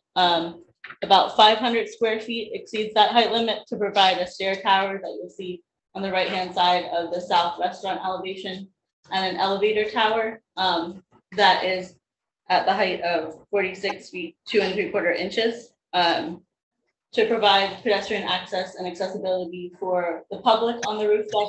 The elevator and stair tower are provided and are set back from the sides so that it's not as a strong presence, but also from a distance for people coming in from the water and boats can see it almost as a beacon. Also, this would make it easier to access the HVAC on the rooftop deck, and I think creates more of a dynamic look from the exterior. The footprint is fixed by CAFRA and by the existing building footprint. So one way to create more of a dynamic feel, besides the offsets and different materials, is creating the height vertically with this tower and elevator tower. And I think you just touched on one thing I want to ask you about the offsets. Can you, Sarah, can you just briefly go through your design and the offsets that you've included? Yeah. So on the south facing elevation where the main entry is from 2nd Street, there's multiple offsets. There's actually 6 on this elevation alone, where there's entry routes that's a curve with different curved architectural features following throughout on this space of the building.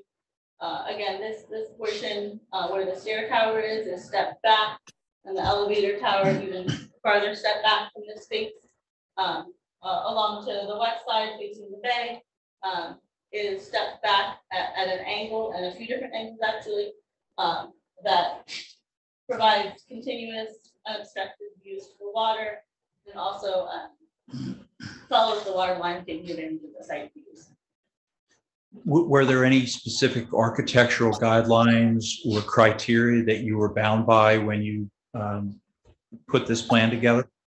There are not any guidelines for the zone that we're in. The applicant testified that they did speak with the advisory committee and took in a few of their recommendations into consideration, which we have shown as well. Great, thank you, Sarah. Sarah, is there anything further you'd like to add to your testimony?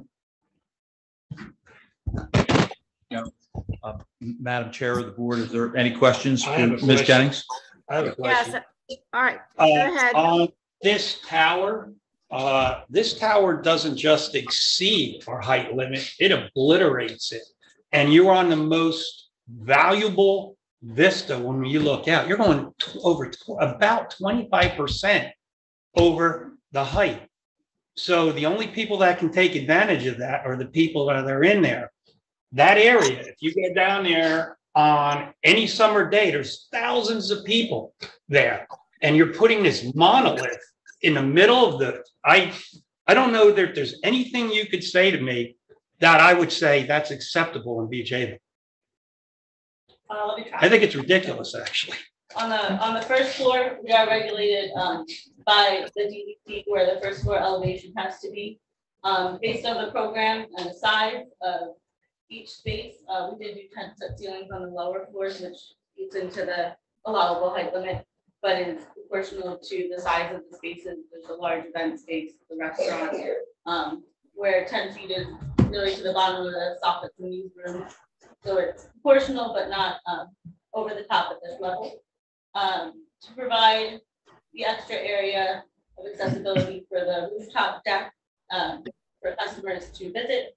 The elevator tower does exceed the height limit as well as the stair tower, but they're within the, they're designed with appearances required for clear ceiling height to get up the stairs, as well as for the elevator mechanicals above the elevator shaft itself. Is there a code requirement to have an elevator to go to the rooftop deck? There is if it's access to the public. So if they weren't going to have any rooftop deck space, this would all have to go away. You can't just do it with stair tower, right? Right, because then it wouldn't be accessible to everybody. And how large is the rooftop deck in usable area, square footage? The usable area, the rooftop deck is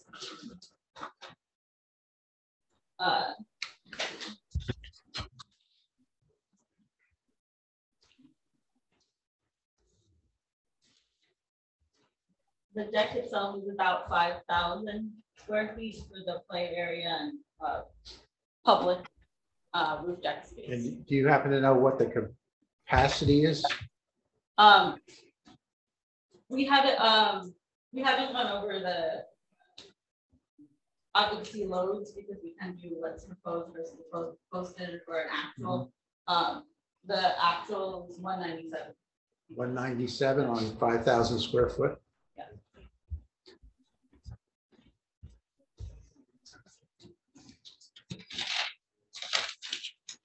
What's interesting is that in 2018, the borough actually approved a redevelopment plan that permitted 48 feet. So we're 2 feet beneath what the borough previously approved in the redevelopment plan. Again, for a different project, but And appreciate again, your I comments. think the way that you'd be viewing it, the perspective you'd be approaching it, whether it be from the water or the street, from whichever way you're coming, isn't going to be as drastic as you're looking at it on the paper. The way that the stair tower and the elevator tower are set back from any front of the building is not going to be as noticeable based on the perspective you'd be approaching from as compared to looking at drawings. So Sarah, the tower itself is 46 feet high. And then there's that second level. What is the height on that area right there where you're pointing This to? is 40 feet 11 inches, Okay. and that's to the top of the lobby and stairwell. Do you know what the original square footage of the usable space in Morrison's restaurant was? Is that one floor? Was it what? That was 2 floors. It was 2 floors? Two. Yeah. 200 rooftop, yeah. And I don't have their drawings. I was just curious. They actually had a rooftop deck off the back.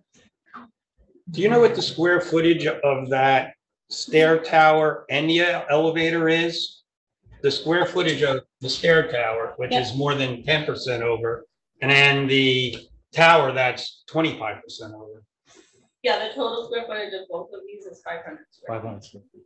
So And you got that's for 500 circulation square space. foot at a minimum of 10% over. Yeah, and a lot of that is designated by circulation and code requirements for clearances for stairwell accessibility to the elevator.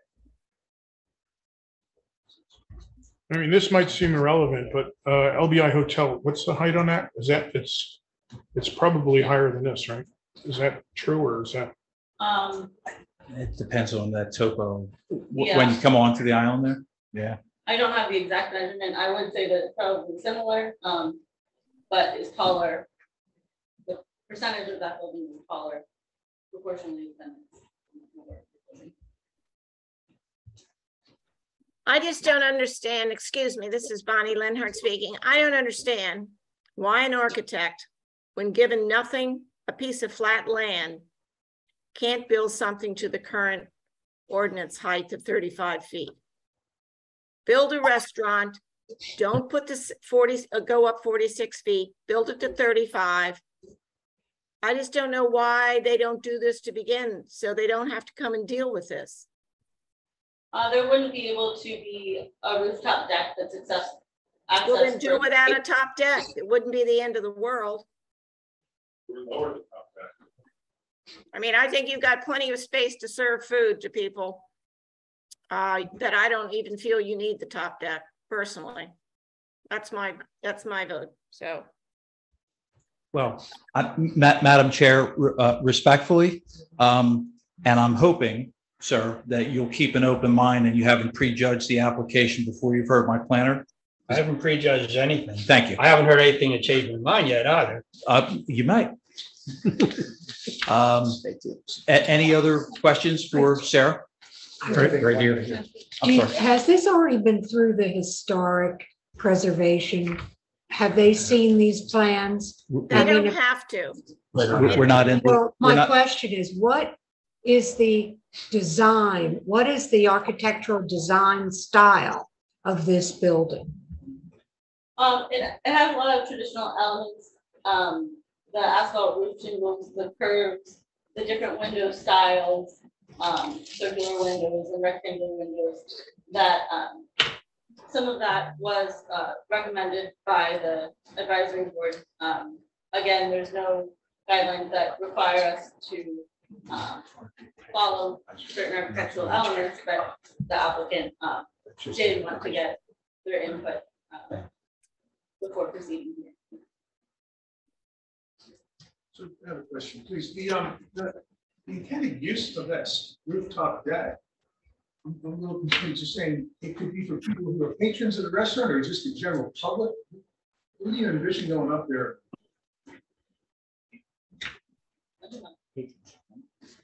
Patrons to the restaurant. So will there be food and music and things up there as well? Whoever's speaking, please speak into your mic. We're not hearing you on Zoom. There you go. Sorry, Bonnie. Thank you. So on the rooftop deck, will that also have food, bar, music, things like that for people to enjoy? Yes, and that's my next witness. Okay. And does that, the people who would frequent there, I think somebody said was some capacity, is the parking taking in consideration the folks who will be going up there as well? Your parking is based off of square footage, so I'm almost double the required parking.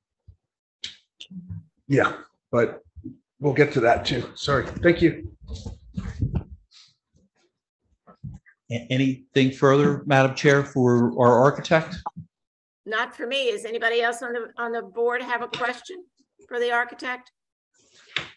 What's the highest building we have in Beach Haven? Victoria Rose? Probably. I think Victoria Rose, the section is 40, maybe. I'm not sure. I think it's 40.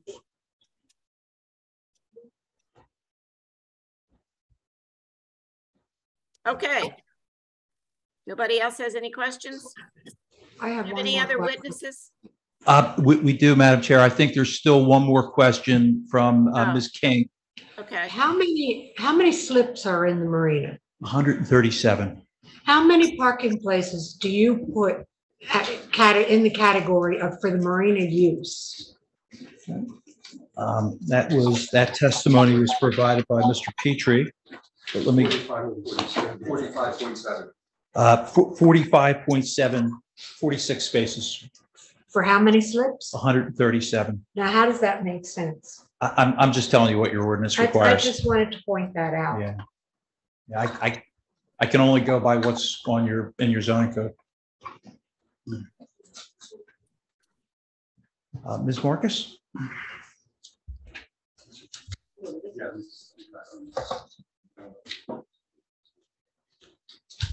Madam Chair, I'm ready with my next witness. Okay. Ms. Marcus, you were previously, Angela, you were previously sworn in. Can you please tell the board what your relationship with the applicant is? Yes, I am principal of MIH Coastal Holdings, which is the owner of Queen City Marina. So you're the principal of the applicant? Yes. Okay. Before we go into the restaurant, why don't you orient the board with the marina operations? The marina is a 12-month-a-year operation. As we said, we have 137 boat slips. We have boat storage. We have boat service, and we would continue that with the operations of the restaurant. And how about the proposed restaurant? We don't currently have all of the operational details of the restaurant since it's so early in the process. We would plan to be open also 12 months a year, just as the previous Morrison's restaurant was. We would like to stay open for breakfast, lunch, and dinner. And we would plan to comply with the local ordinances that relate to operational hours. Do you think that the restaurant, if approved, will have any negative impact on the Marina District? As we mentioned, we're replacing a restaurant that was there previously while the marina was operating. So we don't believe it would have a negative impact on operations. You mentioned breakfast, lunch, and dinner. What else will the restaurant offer?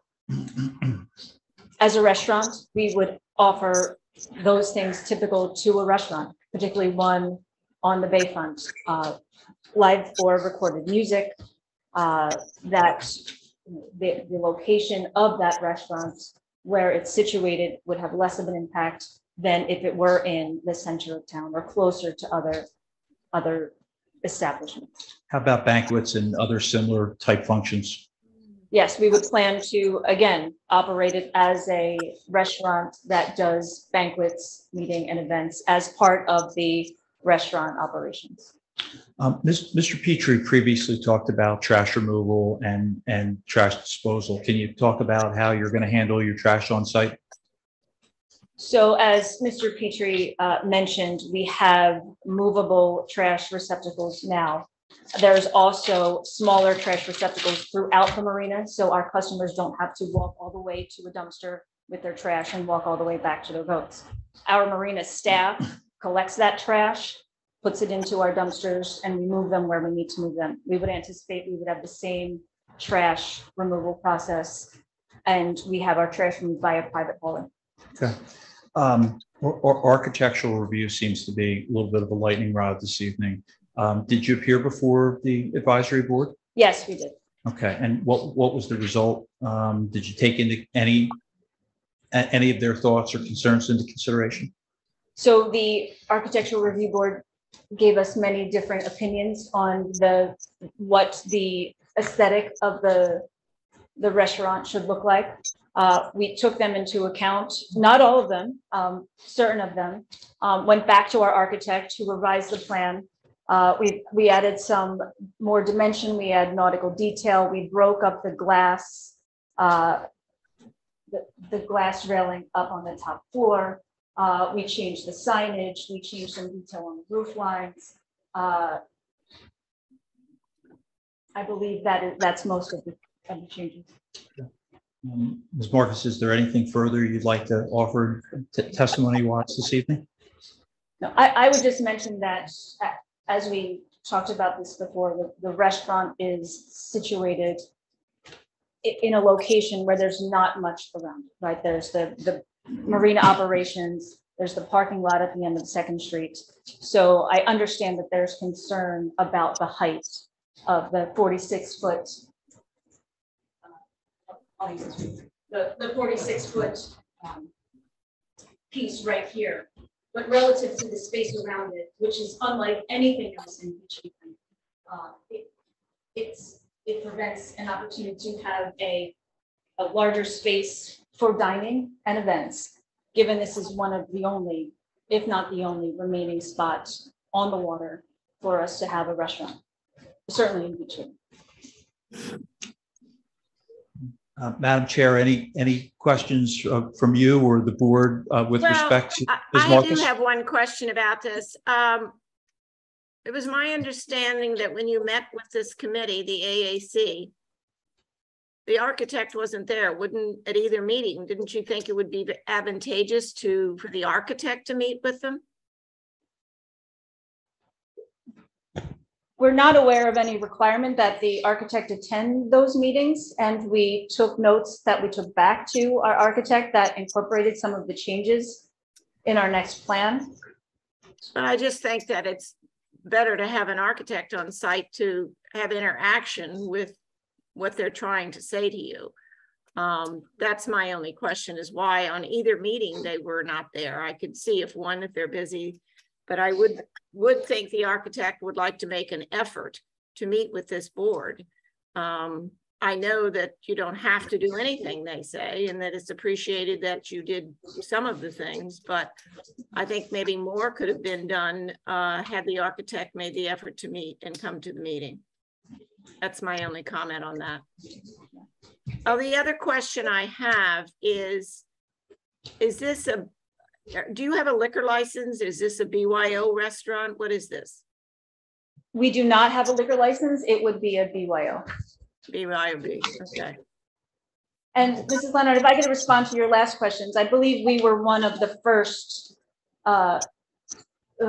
applicants to go before the architectural committee. And so I think we would have benefited from more instruction or detail on the purpose and who should attend. So I appreciate your comments about that. And, I would say that as one of the first members to go before that committee, it was slightly unclear on what the goal was and who should attend. So thank you. So it wasn't made clear to you what was required of you. Is that what you're saying? Yes. Okay. That's too bad. All right, thank you. Does anybody else have any questions? Is there going to be Yep, Tom. Okay, Tom. Your outside deck that faces, I'm assuming the top portion, that's facing west. West. Do those doors or windows open up on that first floor? Yeah, yep. Yes, they do retract. They do retract.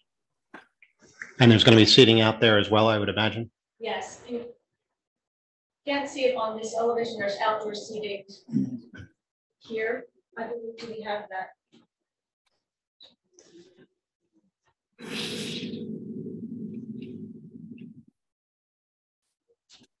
Here. There's deck dining. This is there's deck dining here. One of the reasons why we didn't put additional deck dining here was because we wanted to operate as a 12-month restaurant.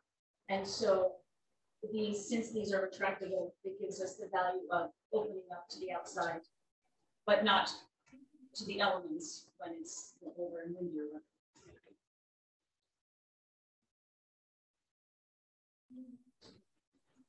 What's the overall capacity, do we think, that the restaurant's going to hold? You said the top floor was 197. The top outside deck. Yeah. Each floor. I think our architect can. Sarah. It does depend on seating and also if we do posted occupancies. The actual occupancy with a posted occupancy at just the event space, which will be limited, we discussed 250 people. The total is approximately 800 persons at full capacity, but we haven't discussed doing posted occupancies to lower that number or firmly decided on. 800 persons, full capacity, all floors, rooftop deck, everything going. Yeah.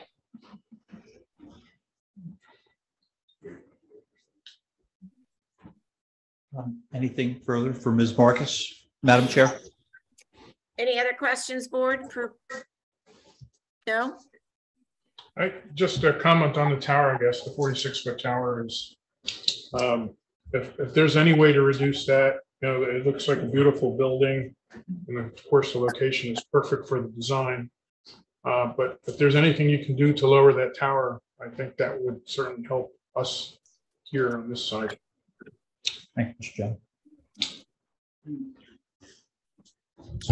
Okay. I'd like to just ask a question. If you're going to be open year round, and what do you do with the parking when all the boats are on the property during the winter? So we would envision that in the winter months, it would be less crowded than in the summer months. The way we have the boat parking now, we've used all of the available space, which hasn't been done in previous years. We would move some of the boat parking to the Pennsylvania Avenue side. We would lose some boat parking, but this year, I think we stored 118 boats, which I believe is the most that's ever been stored at the marina to make use of the space that's there. But that was because we have a really good sales manager pushing the boat storage.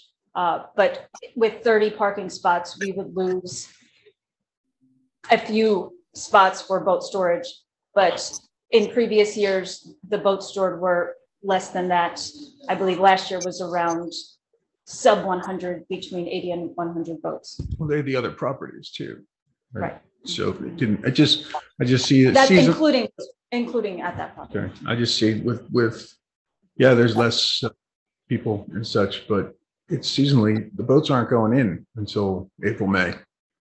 Yet your restaurant could be, fully occupied and people having fun during that period of time. And then the boats are coming out in October, November.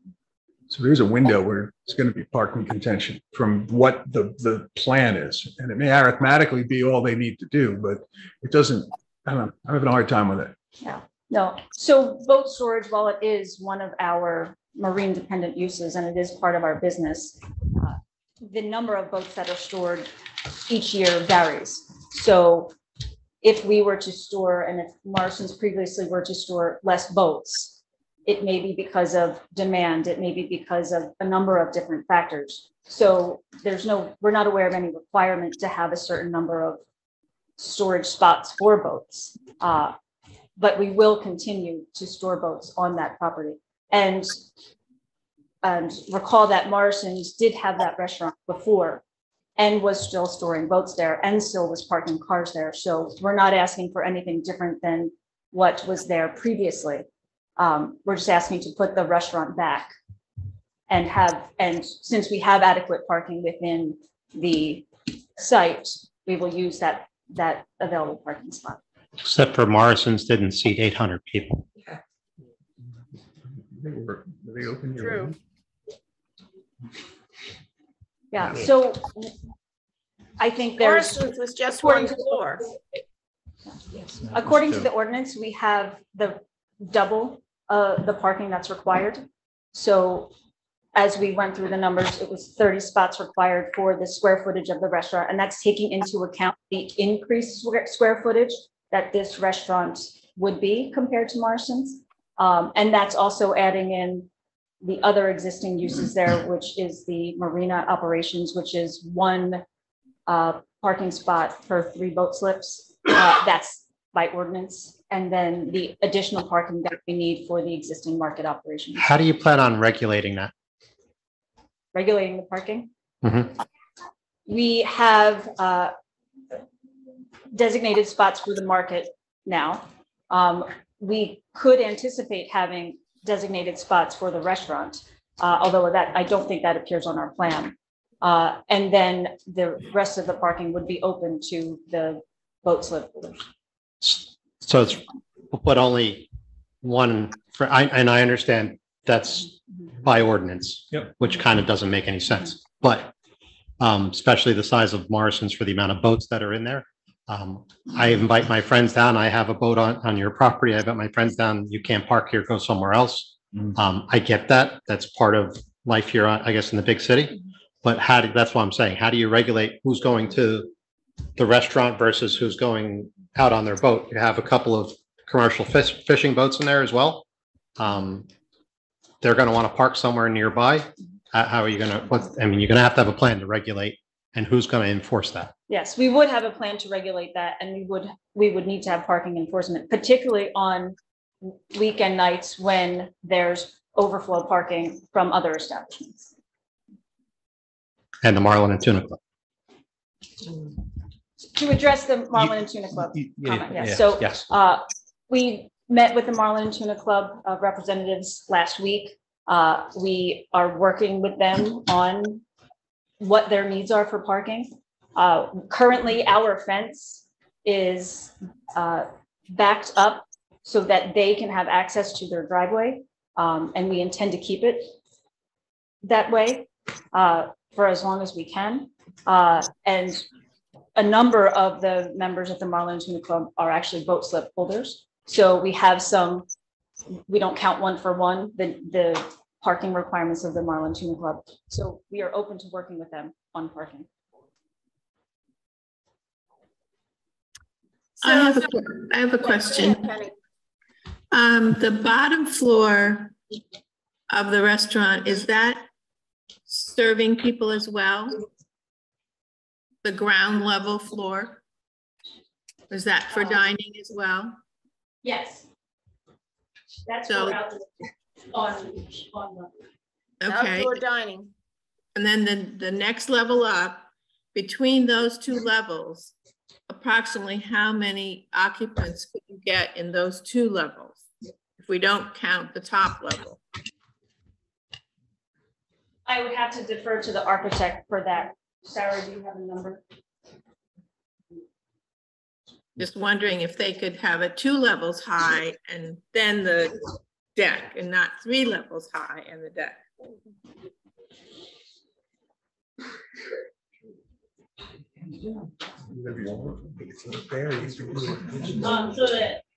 So that, The indoor dining, the total is at maximum 262 people. If the raw bar is used, we haven't discussed that and finalized the seating plan. The dining deck has 29 people total. There's also an allowance for a kitchen, waiting area. The event space is 250 people, with the understanding, I believe, that the rest of the restaurant would be shut down if there's an event. So if the rest of the lower floor won't be in use when there is an event, it would be limited to the 250 people most likely for that event on a specific day. Okay, I was just wondering if we just did the lower level and the second level and then had the rooftop deck, cut out the third level completely. I don't know if that's even a possible plan, but then we wouldn't even need an elevator. I don't think they could just go up 2 flights instead of going up 3 flights. Well, you need something for handicap to get up. Yeah. Second floor. It still would cut down that whole height a lot. Right. Just a thought. I also have a question, Marcus. So those fishing boats that are there and they run a business out of your marina, are they, and they're only allowed 1 parking space? So if 6 people come to go out on their boat, they're not 6 parking spaces for them. They just have to park somewhere else. Is that how that works? It's not allowable parking. That's just the parking that's required by the borough's ordinance. But so if somebody came to you and wanted to start another business with another boat, we do have at least 2, sometimes more, boats that do run a commercial operation out of the marina, and we would make sure that they had adequate parking. They do now.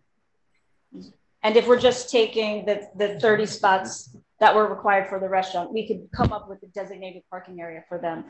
Some of them, though, too, park along the public parking outside of the marina. Okay. And I know originally this application had condominiums or duplexes or something, and there's still enough parking if they were added later? The condos aren't part of today's application. We removed that. And when and if we come before the board with the condos, we will have the parking requirements established. Okay. But yes, but the short answer to your question is yes. Thank you. Bonnie, this is Jim Stevens. Go ahead, Jim. I'm confused on the levels and what's the seating on each level. It's kind of been a little wishy-washy here. There's a ground level that has what seating? So there's a ground level that has outdoor seating. The number of seats and tables has not yet been established. Then the first floor plan. I would like to see that established. And go ahead, the first floor. The first floor has a main dining area and the kitchen and the commercial kitchen with a waiting area. And how many seats is that? How many seats? Again, the exact seating has not been established. I think I would like to hear what that is. And then the next floor is the banquet floor. And how many seats on that? So the next floor is the event space. The seating would depend on the event, but Sarah testified that the maximum is 250. Right. And then the roof deck? There would be overlap. The roof deck, there's currently no seating designated on the roof deck. The roof deck, this is the actual allowed occupancy per egress, so it's not, we can do a posted or a fixed occupancy, it's not finalized, is 197 on the roof deck. Okay, and then my understanding is if you're running a banquet, you're not going to run the ground and first floor? Did I understand that correctly? Yes, I don't think she said that. So if there were an event in this space here, there still could be access to the restaurant. But the size of our kitchen is the size of our kitchen. So we would only have as many plates as our kitchen could accommodate. So I couldn't tell you right now whether that meant if there was an event and we were using the event space, that there wouldn't be other dining occurring. It would depend on the size of the event. And so when we look at the square footage of the building and come up with the required parking, because I think that's where you're going with it. The required parking is 30 parking spaces for that number of that size. I'm not going anywhere with it. I'm just trying to understand what's going on. I'm not trying to, and then with all this running together, how many employees? We don't have that level of operational detail since we haven't built the restaurant. We'll have enough employees as we need to operate that space. And that will be determined by our general manager or restaurant operator. I think I would like to hear that number too before I, made any sort of decisions. I think I'm seeing a lot of unanswered questions. Mr. Stevens, can you point me to an ordinance that requires us to provide that level of detail? Which unanswered questions, Mr. Stevens, are you dealing with? The fact that I'd like to know how many employees there are, what the total seating. And why, respectfully, sir, why is the seating of any great importance? I like to know what the impact is. We're asking for a variance that goes from 35 to 46 feet. To me, there's quite an increase in impact. So I like to know what that impact is, and you're not telling me that. Well, again, I'll put on the record, I can only deal with what borough ordinances are on the books. And I go off of the square footage, and that's the number of parking spaces I require. But when you ask for a height thing, and then everything's on the table as far as I'm concerned. A height variance. For height, I agree if you stay with your 35 feet, these probably are moot questions. But now that you want 46 feet, I don't think they're moot questions. I appreciate your concerns, Mr. Stevens. Can I just make one comment? I mean, really, the impact of the height variance is another 197 people. Without the height variance, you don't get the roof deck. Without the roof deck, you're 197 people less occupancy in terms of the restaurant. Wouldn't you say that? Mr. Little, I may look like I was born yesterday, but I am totally getting the sense of the board. Okay. And I'm sure, Madam Chair, you will also give me the liberty of 2 or 3 minutes, as you gave Mr. Rabin to conference with my client when we're finished our testimony. Are you okay? Do you I have one more witness. I have one more witness, our planner. All right, well, let me tell you something. We don't go beyond 9 o'clock. We're here 3 hours and people get tired and they don't make good decisions and they don't ask good questions. So we're already at 8:31.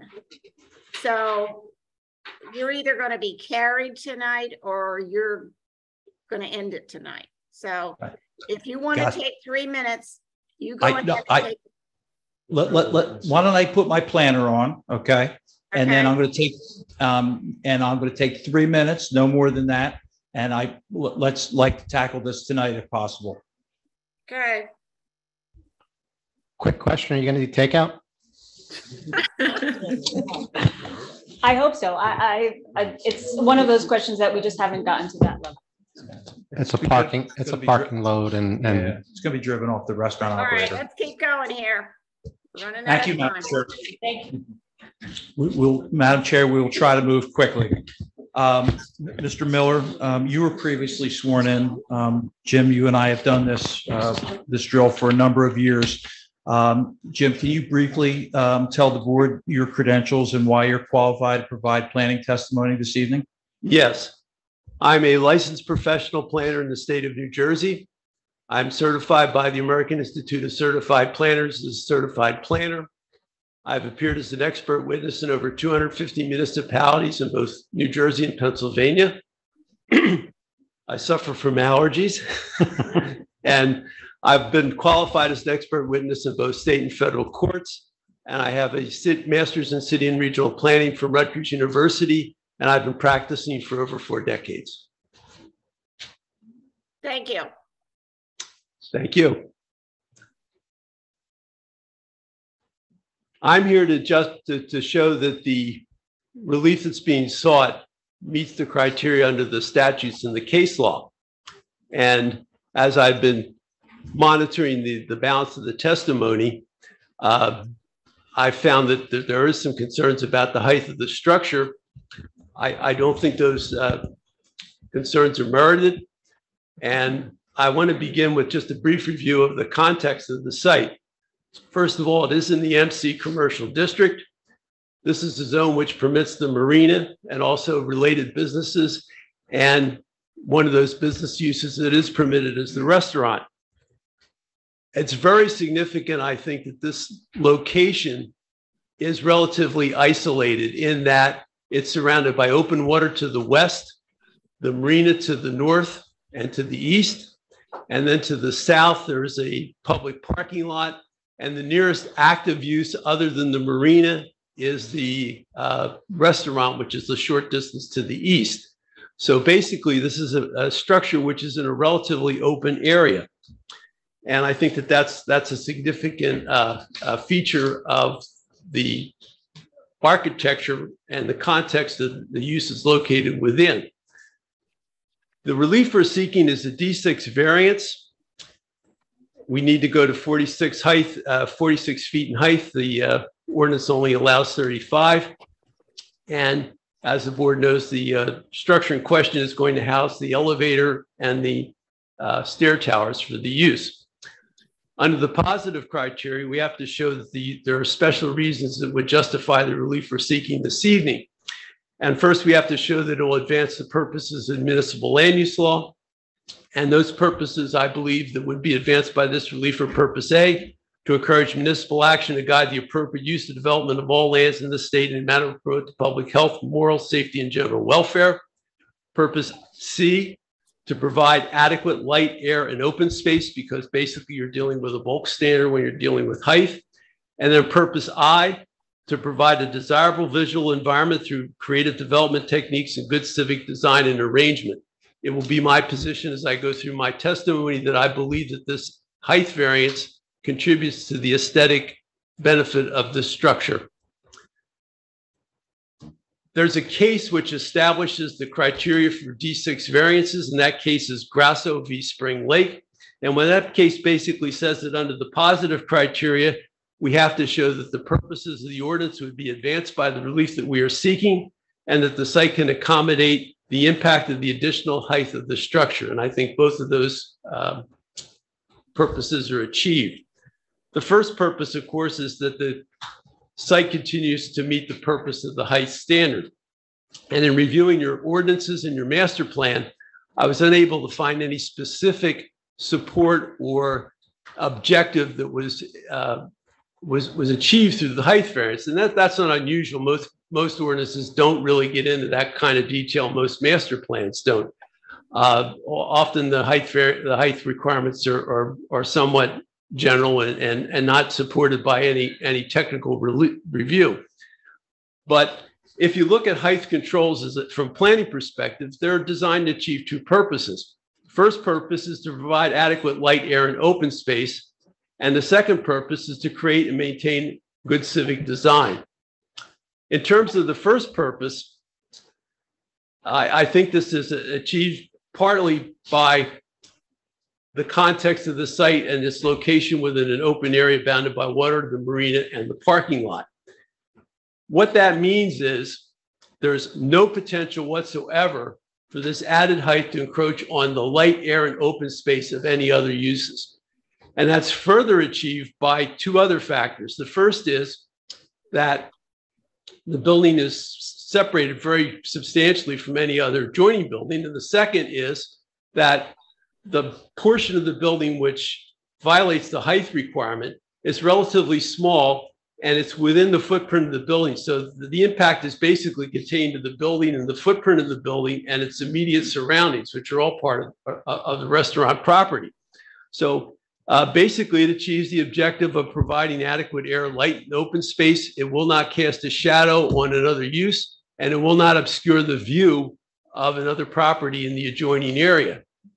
Secondly, I believe it also advances the purposes of good civic design. It eliminates the visual impact of the rooftop appurtenances by creating an architectural feature which would shield the mechanical features and the stair tower itself. And also it enhances the appearance of the building, which there are other elements that also go into this, but because it has elements in an architectural character, it creates a variation in the roof line of the building, which I think is significant.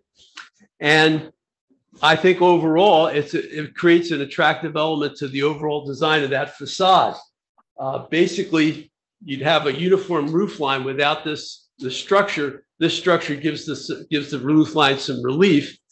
And as a consequence, I think it makes the building more attractive and more distinguished than it would be without the rooftop structure.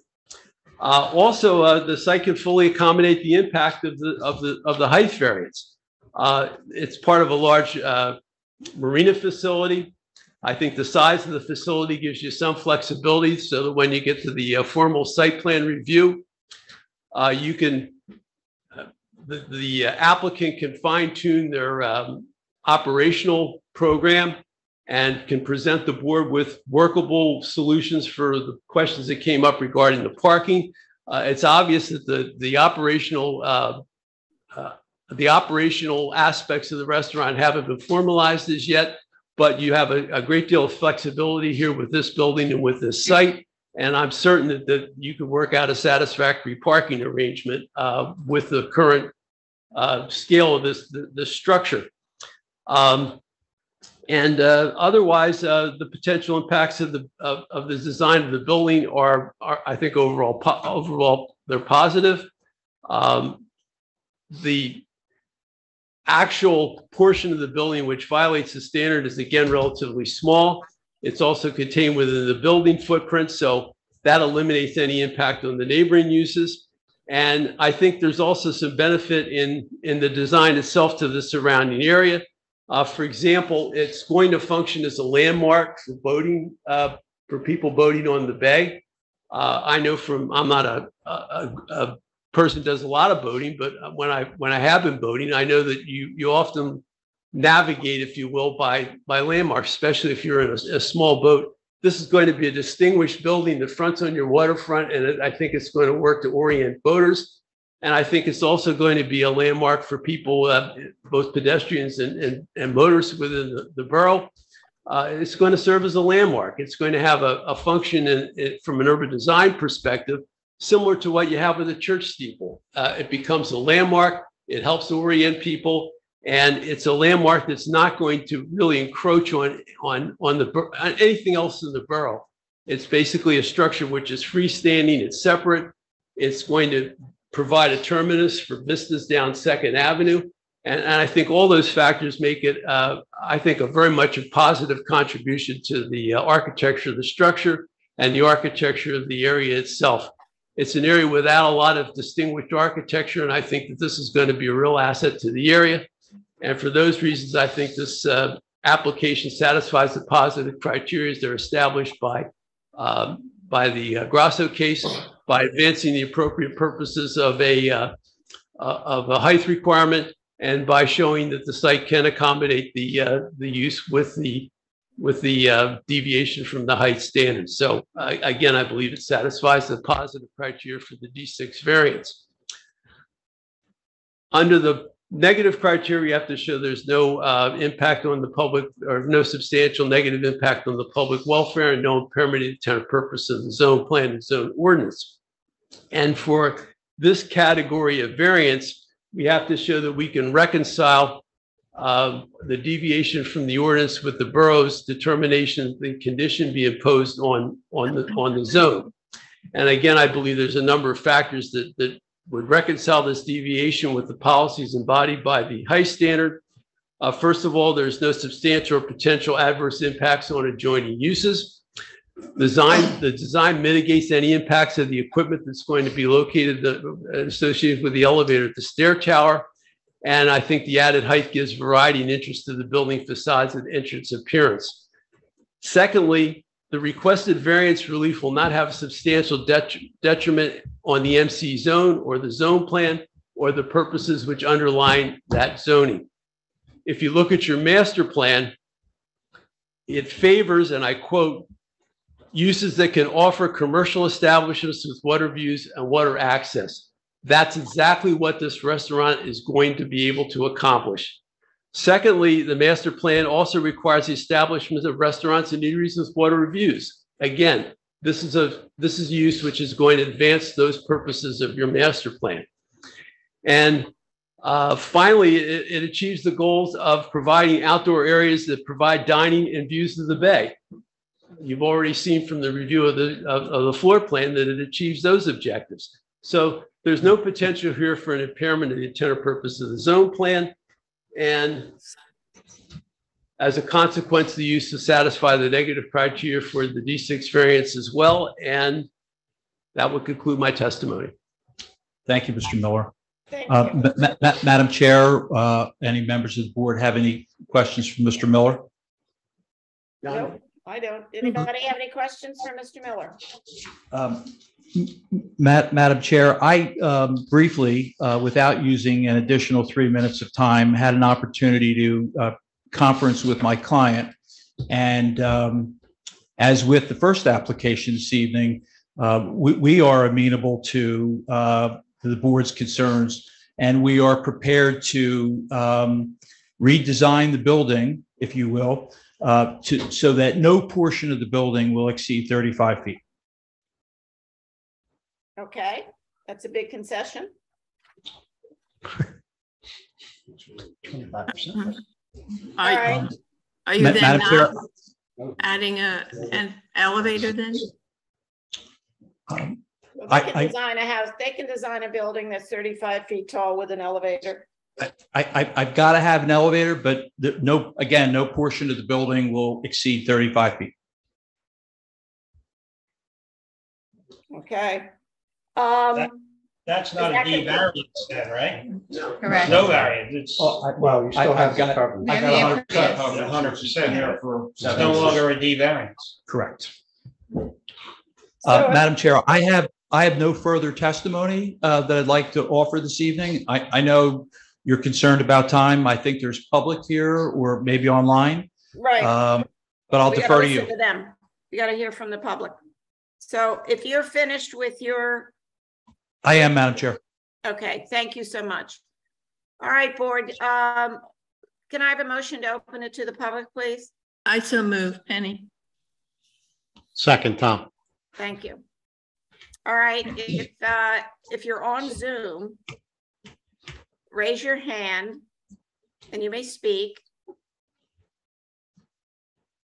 Is there nobody on Zoom? I'm looking. I don't see any hands yet. Yeah, just there's a Craig that has a check, a green check. Yeah, I don't know why I did that. It says yes. So just so I understand, the land use board doesn't need to vote anymore, right? Because they've agreed to be within compliance. There's still a variance. There's still a variance that's required. Yes, there is still a variance for the coverage, isn't there? Yes. Yeah. Right. So, but they're going to bring it down an entire floor, right? So instead of 3, the roof deck, it'll be 2. Who's speaking? I'm sorry. I want to hear from the public. Oh, I'm sorry. It's Craig Birkland, 215 2nd Street, Beach Haven. Okay, right. Craig, could you, I just need to swear you in. Could you raise your right hand? I can't see you. Yes, turn on your video, Craig, so we can see you. Craig, can you raise your right hand? Do you solemnly swear or affirm that the testimony you're about to give before this board is the truth and nothing but the truth? I do. Okay, go ahead. I'm just trying to understand the last concession. So they're not going to need land use approval anymore because they're going to be within 35 feet. Does that mean the building is going to go from 3 feet plus roof deck to 2 feet? 2 stories, Clifford? Well, they're gonna have to design a new building that's 35 feet high. Okay. That's what that means. They're not going up 46. They have conceded to come down to 35. Great, thank you. Okay. Is there anybody in the audience now? Jim, you got another? Oh. I think I have a gym.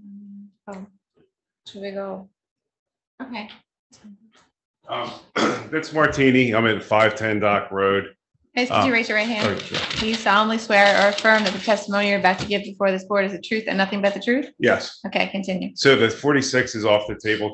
So I want to talk about that too, unless that's off the table. You're doing, okay, off the table. So I just bought a house at 510 Dock Road. Craig Beerley designed it. It came out very nice, but I was limited to the 35 feet. We'll move on from that. But I don't even think there needs to be a variance here because by right, they can build on 60%. In my rough calculations, go past architect, it'd still be like a 10,000 square foot restaurant. And living there, the congestion is unbelievable in the summer, which I knew that moving in. I'm fine with it. I love that area. It's great. I'm 100% for the restaurant. I hope it goes in. I just am against having a 100% lot coverage for impervious ground. Thank you. Jim has his hand raised on Zoom. Jim? Jim on Zoom, on Zoom. On. Okay. All right. Mute. He's on mute. He's speaking. He lowered his hand, but are you muted, Jim? Unmute yourself. Yep, that's the meeting. Still muted. He's, There he is. all Speak. right. Nope. No, he's not. All right. Go ahead. Does anybody else skip Jim till he figures it out? Nobody else on Zoom, Gina? No, not on Zoom. Maybe in public. In the public, in the audience?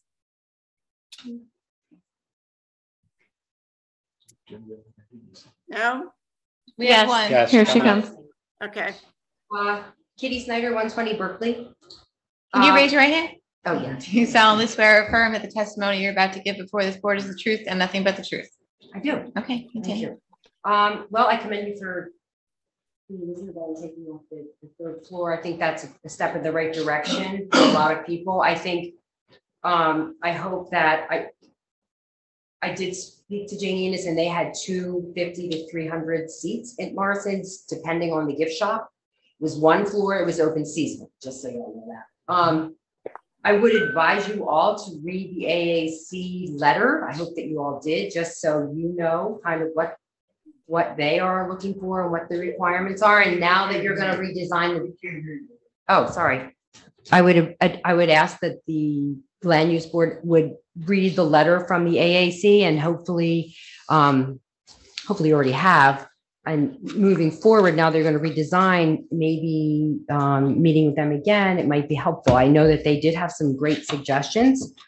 I'm all for a new restaurant. I think it could be a great project and I hope that it works out for everyone. I do disagree with the planner, even without that top floor, that in his opinion, no substantial impact to the public or detriment to the area, like 800, 600 plus people plus your employees is certainly a detriment or a substantial impact on the area. And just out of consideration, I think that we've heard through the years with every project that's gotten passed and not liked or not passed, and we need to be mindful of the people in the area, whether it's by ordinance or not. So thank you very much.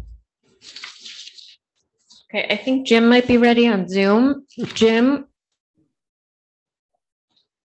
you're still muted. Can't hear you. Can't hear you. I don't think he knows how to unmute. he's unmuted. Can you turn your volume up, maybe? He's not on mute. No, he has my. Oh, on his computer. Maybe he doesn't have one on his computer. Maybe. Yes, give us a thumbs up or a thumbs down. It's the only way you can tell. Thumbs up. Oh, he gave you a thumbs up. Jim gave a Okay. thumbs up. No, Guess that's his comment. That means that's a good remark. Okay, that's all we're getting from him. We're doing sign language now.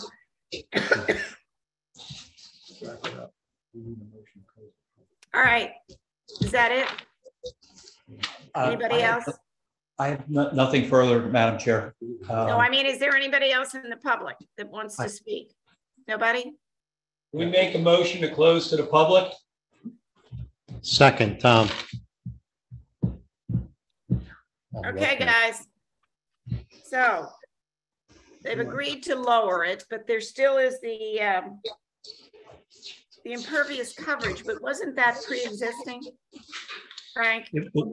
Yes. That's what the old restaurant had? I don't think you heard. Yeah, I said yes. That was considered 100% impervious by CAFRA. And, Yeah.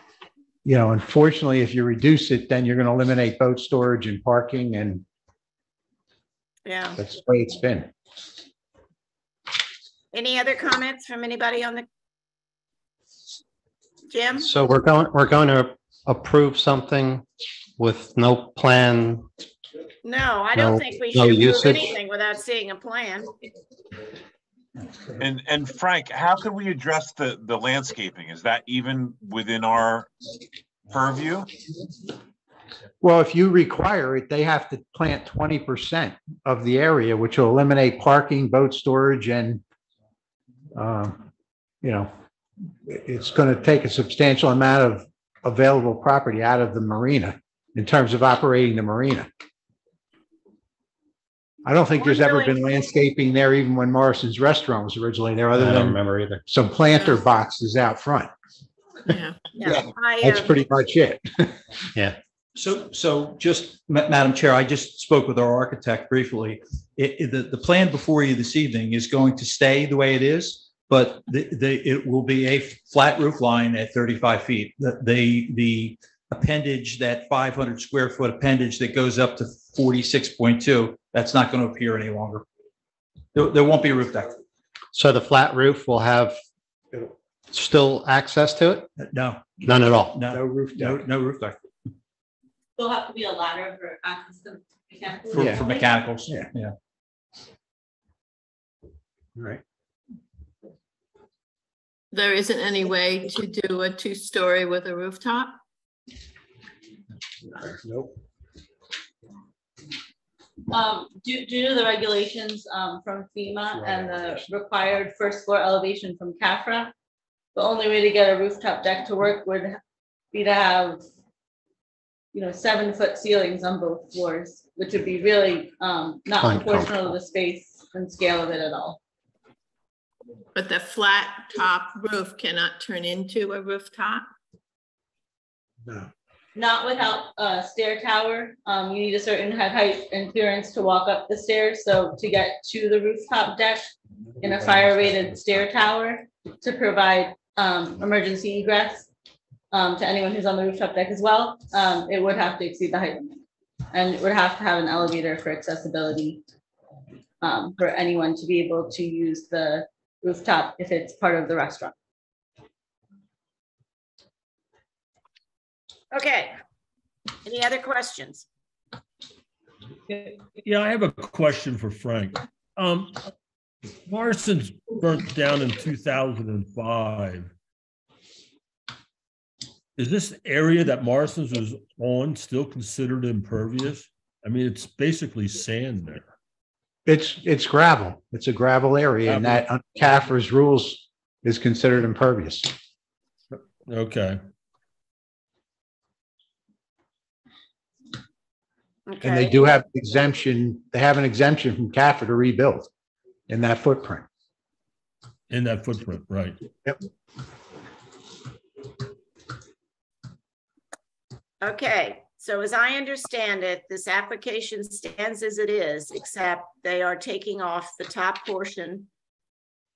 The restaurant will look like it looks, but there will not be that appendage on the top, and it will only be 35 feet high. That's correct, Madam Chair.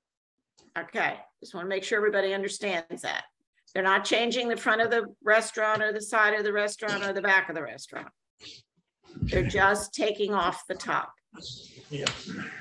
I have a question, Bonnie. I want to make Okay. sure I understand. If I approve this, to what extent next time around they come back for the final approval or whatever the next step is? This is it. This is If preliminary. This is it, Penny, for us. Okay. So I have one, If they want to make a change that doesn't fall within our ordinances, they have to come back again. Correct. so Okay, everybody understand? Yeah. Any questions? one other question on the, just for the proposed roof deck plan section. Yeah, So we're I'm not 100% picking that up. clear. That would now show, the roof deck would just show roof, the play area would be roof. The stair 3 would be eliminated? Yes, the stair would stop at the landing between the first usable floor and the second usable floor. There would have to be a hatch or access with a ship, like basically like a ship ladder for people to access the mechanical equipment that is on the rooftop deck. But that's all the rooftop deck would be used for, mechanicals and a path for someone to service them. So then in going to the other area, the vestibule, elevator, and the top part of that stair now would be roof area too? There would be just a flat roof there. Flat roof. Where that, yeah. Okay. so I have a technical question for the lawyer. This is no longer a D variance because of the height. You're saying, can Jamie and Nancy vote on this? Yeah. Yeah, Yeah, I I would mean, now think we're just dealing with the C, so yeah, if they want to come up and participate at this point. To the extent that you listen to the whole thing, right? Are they both still there? They're Yeah, both here. they are, Madam Chair. Okay. Do they want They're in to the front row. participate? Come on back. Yes, Both of them are coming back? yes. Okay. Bonnie, I have a question for Tom as far as fire safety and accessibility for fire equipment. Okay. Since- 9. It's a jump board, it's 9. Okay, Jim, I'm listening. Well, there's so many. We have All right, be quiet. Who's Tom, you talking? there? Yeah, I'm here. All right, Jim, go ahead. It was Tom. Tom Metal, you're looking Yeah. for? Okay. My question was as far as accessibility for fire. I mean, the first restaurant burnt down because of fire. I mean, are all the safeguards, are necessary access? I will have to assume and trust that the architect is drawing this with the proper ingress and egress requirements. As far as the property itself goes, there's plenty of space for vehicles to come in and out. I would assume that they're not changing where the gates are or anything like that. We were able to get trucks in the last time. The only reason why we couldn't fight that fire the last time was because it had gotten between floors for when they actually built additions on additions. So we couldn't stop the fire. So I don't know if there's any plan for sprinkler systems in it. I know there's, Yes, it's going to be designed 5B sprinkler construction, so there will be a sprinkler system. I know the fire chief sitting here, the current fire chief, not public comment, but any thoughts on this, Adam? I went to there, there's plenty of water, I don't see it being too much of an issue, and I have to keep on the roof, get the ladder back. Is the Did you fire think chief- Did you think a standpipe maybe in the marina section would help? It would, but it's different than the last app that applied. I think that with it open the way it is, you can still get water from either the marina or from the bay. So I don't think it's going to be as much of an issue if it came to that. Again, I don't necessarily think that the ladder needs to get to the back now. There's not going to be a rooftop deck, so you don't have to worry about patrons that might be rescued. A lot of the concerns are kind of addressed, so I don't think it's going to be too much of an issue. With being sprinkled, FTC would be where we ask it to be put. I can't hear what he's saying. Yeah, we need to have people come up to the microphone. Yeah. Yeah, can you just come up and And swear in, sorry. yeah. Should have been done. Does this application need the fire?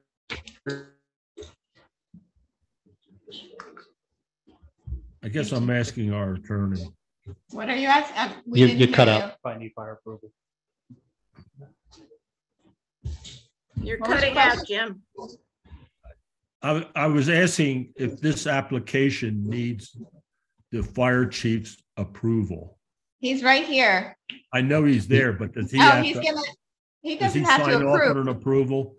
He's No. gonna, no, he doesn't sign off, but he's gonna give us his opinion right No, now. there's certain things through the process that I'm Can going you to be just- asked about. Yeah, but- just raise your Yep. right hand. Do you solemnly swear or affirm the testimony you're about to give before this board is the truth and nothing but the truth? I do. And your name? Adam Ellender, Fire Chief of Beach Haven. My address is 100 South Bay Ave. I'll use the fire company's address. As far as the concerns for the fire department tonight, there's really not much. This applicant different from the other one. The other one had a huge fire load, and there was a lot more question about getting trucks in, how we get water supply, everything. With this application, I think that we could still manage to get a water supply either from the marina itself, from the bay next door. The hydrant at the other end of the public dock isn't great because it's a dead-ended street, so we'd be looking more at Pennsylvania and Second as a water supply, or over on Third, the corner of Third, that's where the other hydrant's located.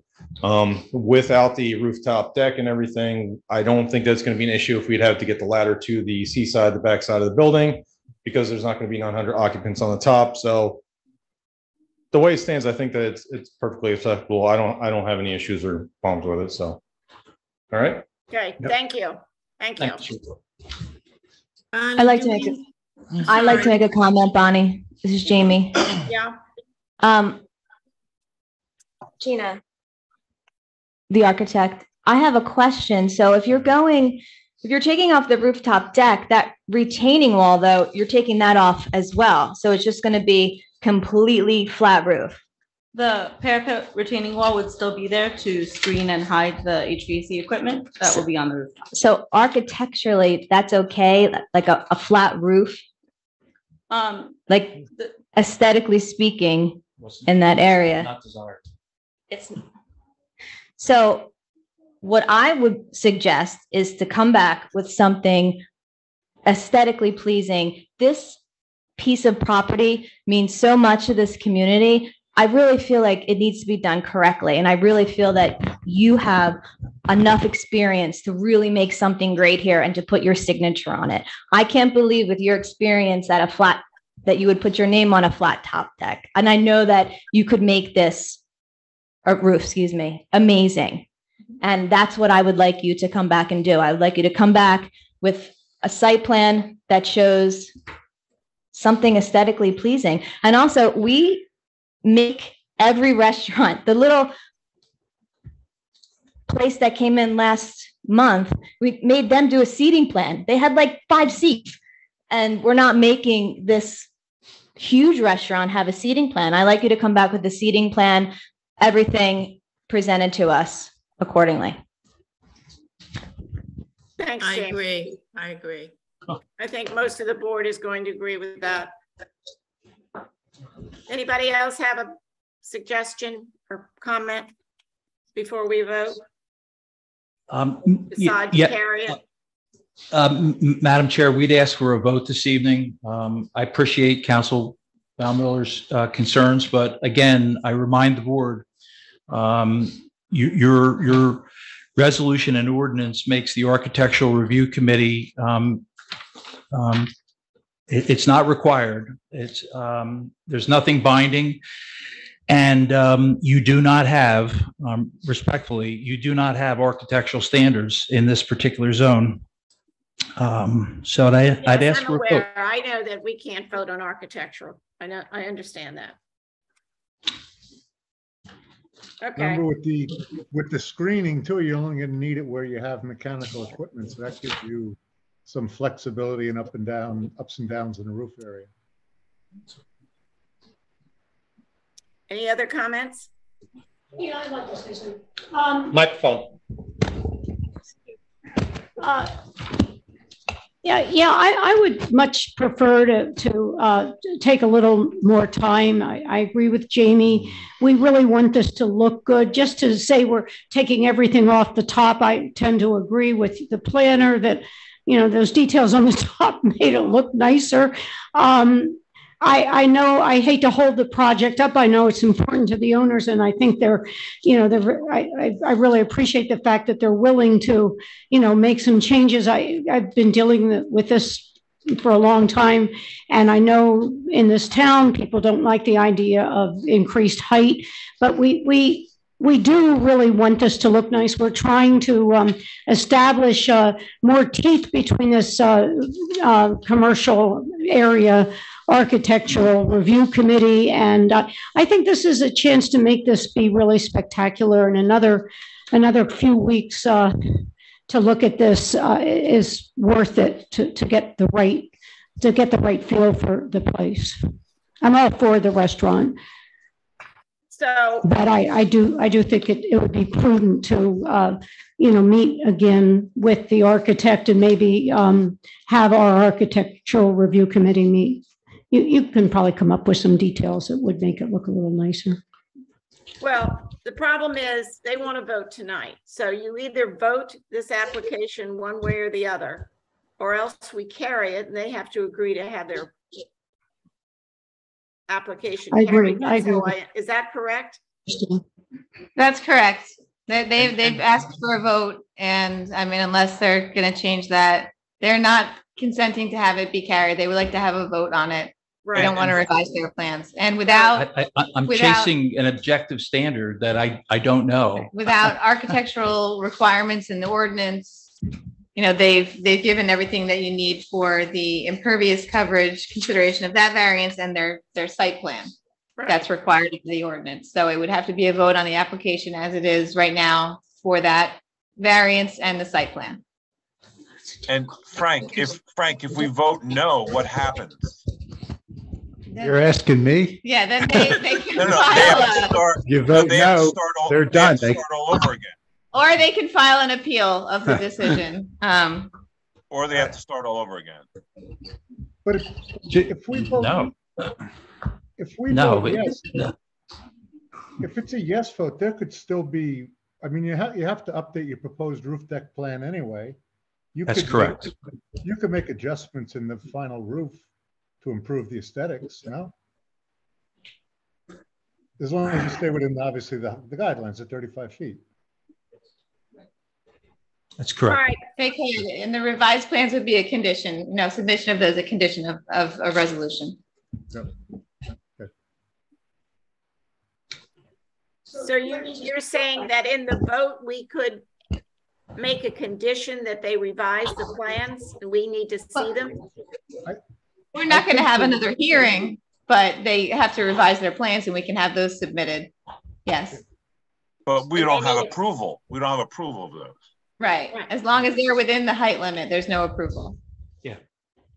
I mean, basically, they don't need a variance except for the impervious, right? Right. At this stage, so that's really all we're voting on, and that's not a D variance, right? So, you know, basically, I mean, we could approve this based on the fact to ask them to meet with the architectural review committee another time and maybe try to make the lines look more appealing. I'm sure they would be willing to do that Absolutely, Mayor. You can make that as a condition of the approval and take into consideration their thoughts and concerns. Okay. I mean, they're also asking for relief for, I believe, loading zones in this area for trash refuge. Just impervious, that's it. Just the site plan should be revised accordingly. All right. Nothing to revise. All right. Let's keep going here. So, do I have a motion to approve or disapprove this application with qualifications. That they visit with the Architectural Advisory Committee. I'll make that motion. I need a proposal one way or the other, guys. There was a motion made, Mayor. Oh, there was, I didn't hear it. I said I would make that motion to approve this based on that they meet with the Architectural Review Committee, their architect meets with them, and they come up with some details to make it look more appealing. And to firm up their seating And capacities. yeah, that's true. I forgot about that. Yeah, we would like to know. I mean, I think that is important. We do require every little tiny restaurant to come in and say, this is how many seats we're having. And I think we do need to know that. It's also important to know about how many employees they'll have. And that's based on the amount of seating, I think. So I would approve that based on they come back with that information as well as the details. I'm sure we don't have to approve the resolution if they don't, right? Right. That's true. Do I have a second? I'll second, Penny. Okay. Okay, let's go to vote. Mrs. Davis. Yes. Mr. Meadow. Yes. Mrs. Ballmiller. No. Mrs. Eddles. Yes. Mrs. Leonard. Yes. Mr. Stevens. Can I have a clarification on the resolution? I'm a little confused. They can't hear you, Jim. Can I have clarification on the resolution? I'm a little confused. What do you mean by clarification? We're approving this On the application conditions tonight. that- The only clarification that was added is that they meet with the Architectural Advisory Committee. They meet with the Architectural Advisory Committee and come back with a seat plan for knowing how many seats they'll have and about how many employees related to the number of seats. Now, let me ask our lawyer, because in voting on this, do we have any teeth in this that they will, do this? We can't have them come back. I'm not coming back. Because they're getting, this is for preliminary and final site plan approval, so they're not going to be coming back. Right. So we can have them submit. I think your seating proposal plan. is as long as they submit a seating plan, you may hate it, but as long as they submit the plan, they're Then good. they'll They're comply. good. So you don't have any teeth Absolutely. in this. Right. We'll give you a seating plan. Then they promise to provide that, so we can make the provision of the seating plan part of the conditions of approval, but But we can't change our mind if we don't like the seating plan. No. And we can't change our mind if we don't like the architectural details. So you're approving a site Okay. plan. No, no all site plan. all you're asking them to do is meet with them. They go to a meeting and nothing happens. I got you. But they do have to submit a revised roof deck plan. Can't they deny the reso? That's correct, Mr. after the Stevens. Resolution? No, I mean, not really. Can't. But what we will. All right, guys, What's that? everybody's We'll- talking we'll- once. Let's stop. That makes it a little more Mr. difficult. Steven. Rush this. It's not. I have a question. I am concerned that I 100% agree with Jamie about the seating. However, the seating plan is not part of the site plan, right? So how can I don't like the project because I don't know what's going in. They haven't really addressed, they said a commercial kitchen. They didn't say how many plates it's going to be. We don't know what the seating is. I'm supposed to vote on this, but I can't use that as a criteria because it's not really something you judge a site plan on. And I'm supposed to have Beach Haven's best interest and make a vote on stuff I don't know about when exactly we make a 10-space restaurant give us great detail and we're at 800 possible capacity. We're saying we don't want to see it. I don't get this. I agree. I probably should rescind my motion. I don't know if I can. This stage, Let me say something about this board. I ask you before we make a motion many times, are there any comments, any questions, anything you want to say? and everybody is quiet, we have a motion now. 2 people have voted, I think. And now everybody comes up and says, well, maybe not. So. Well, not more than 2 people have voted. but- Five people have voted. Yeah. 5 have voted? I can tell you, I can provide you, Mayor, with the seating plan, but respectfully, seating has nothing to do with the site plan. Seating has to do with all the other applicable codes that I need to satisfy. Nothing that this board has any jurisdiction over. Okay. All right. So, are we going together? I guess we're going to continue. Well, the vote was Okay. with Mr. Stevens. Mr. Stevens,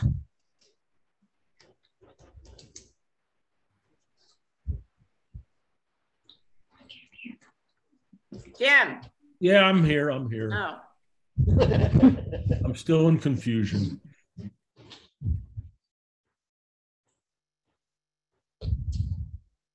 And I guess this is not a point of discussion, but it's a point of vote. I think when they came in for the ship store where they're converting, I think we asked them on the next application, we kind of would see the whole picture of what's going on. And I think here goes another piece of it on, and we're not seeing the whole picture. So we don't know by approving this, how this impacts the big picture. Were we just going to keep piecemealing it all along? I mean, that is my concern. And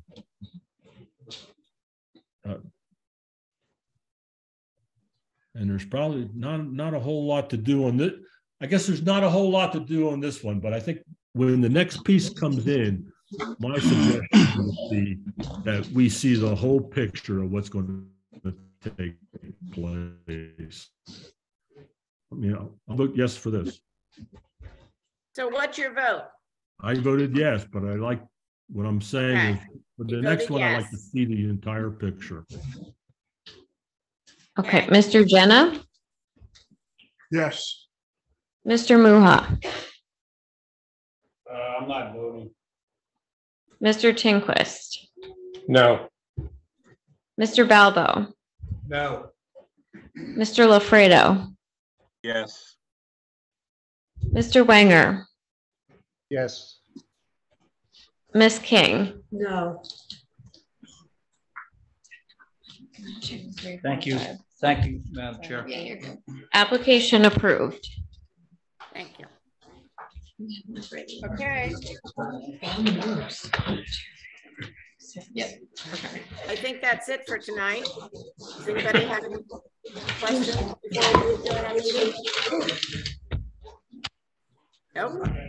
Yeah. I have a motion to adjourn. Motion to adjourn. Second. Good night, everybody. Good night. Good night. James still has it. They need those rocks. No, she couldn't. No, not there, not out there. When you first said that, I went.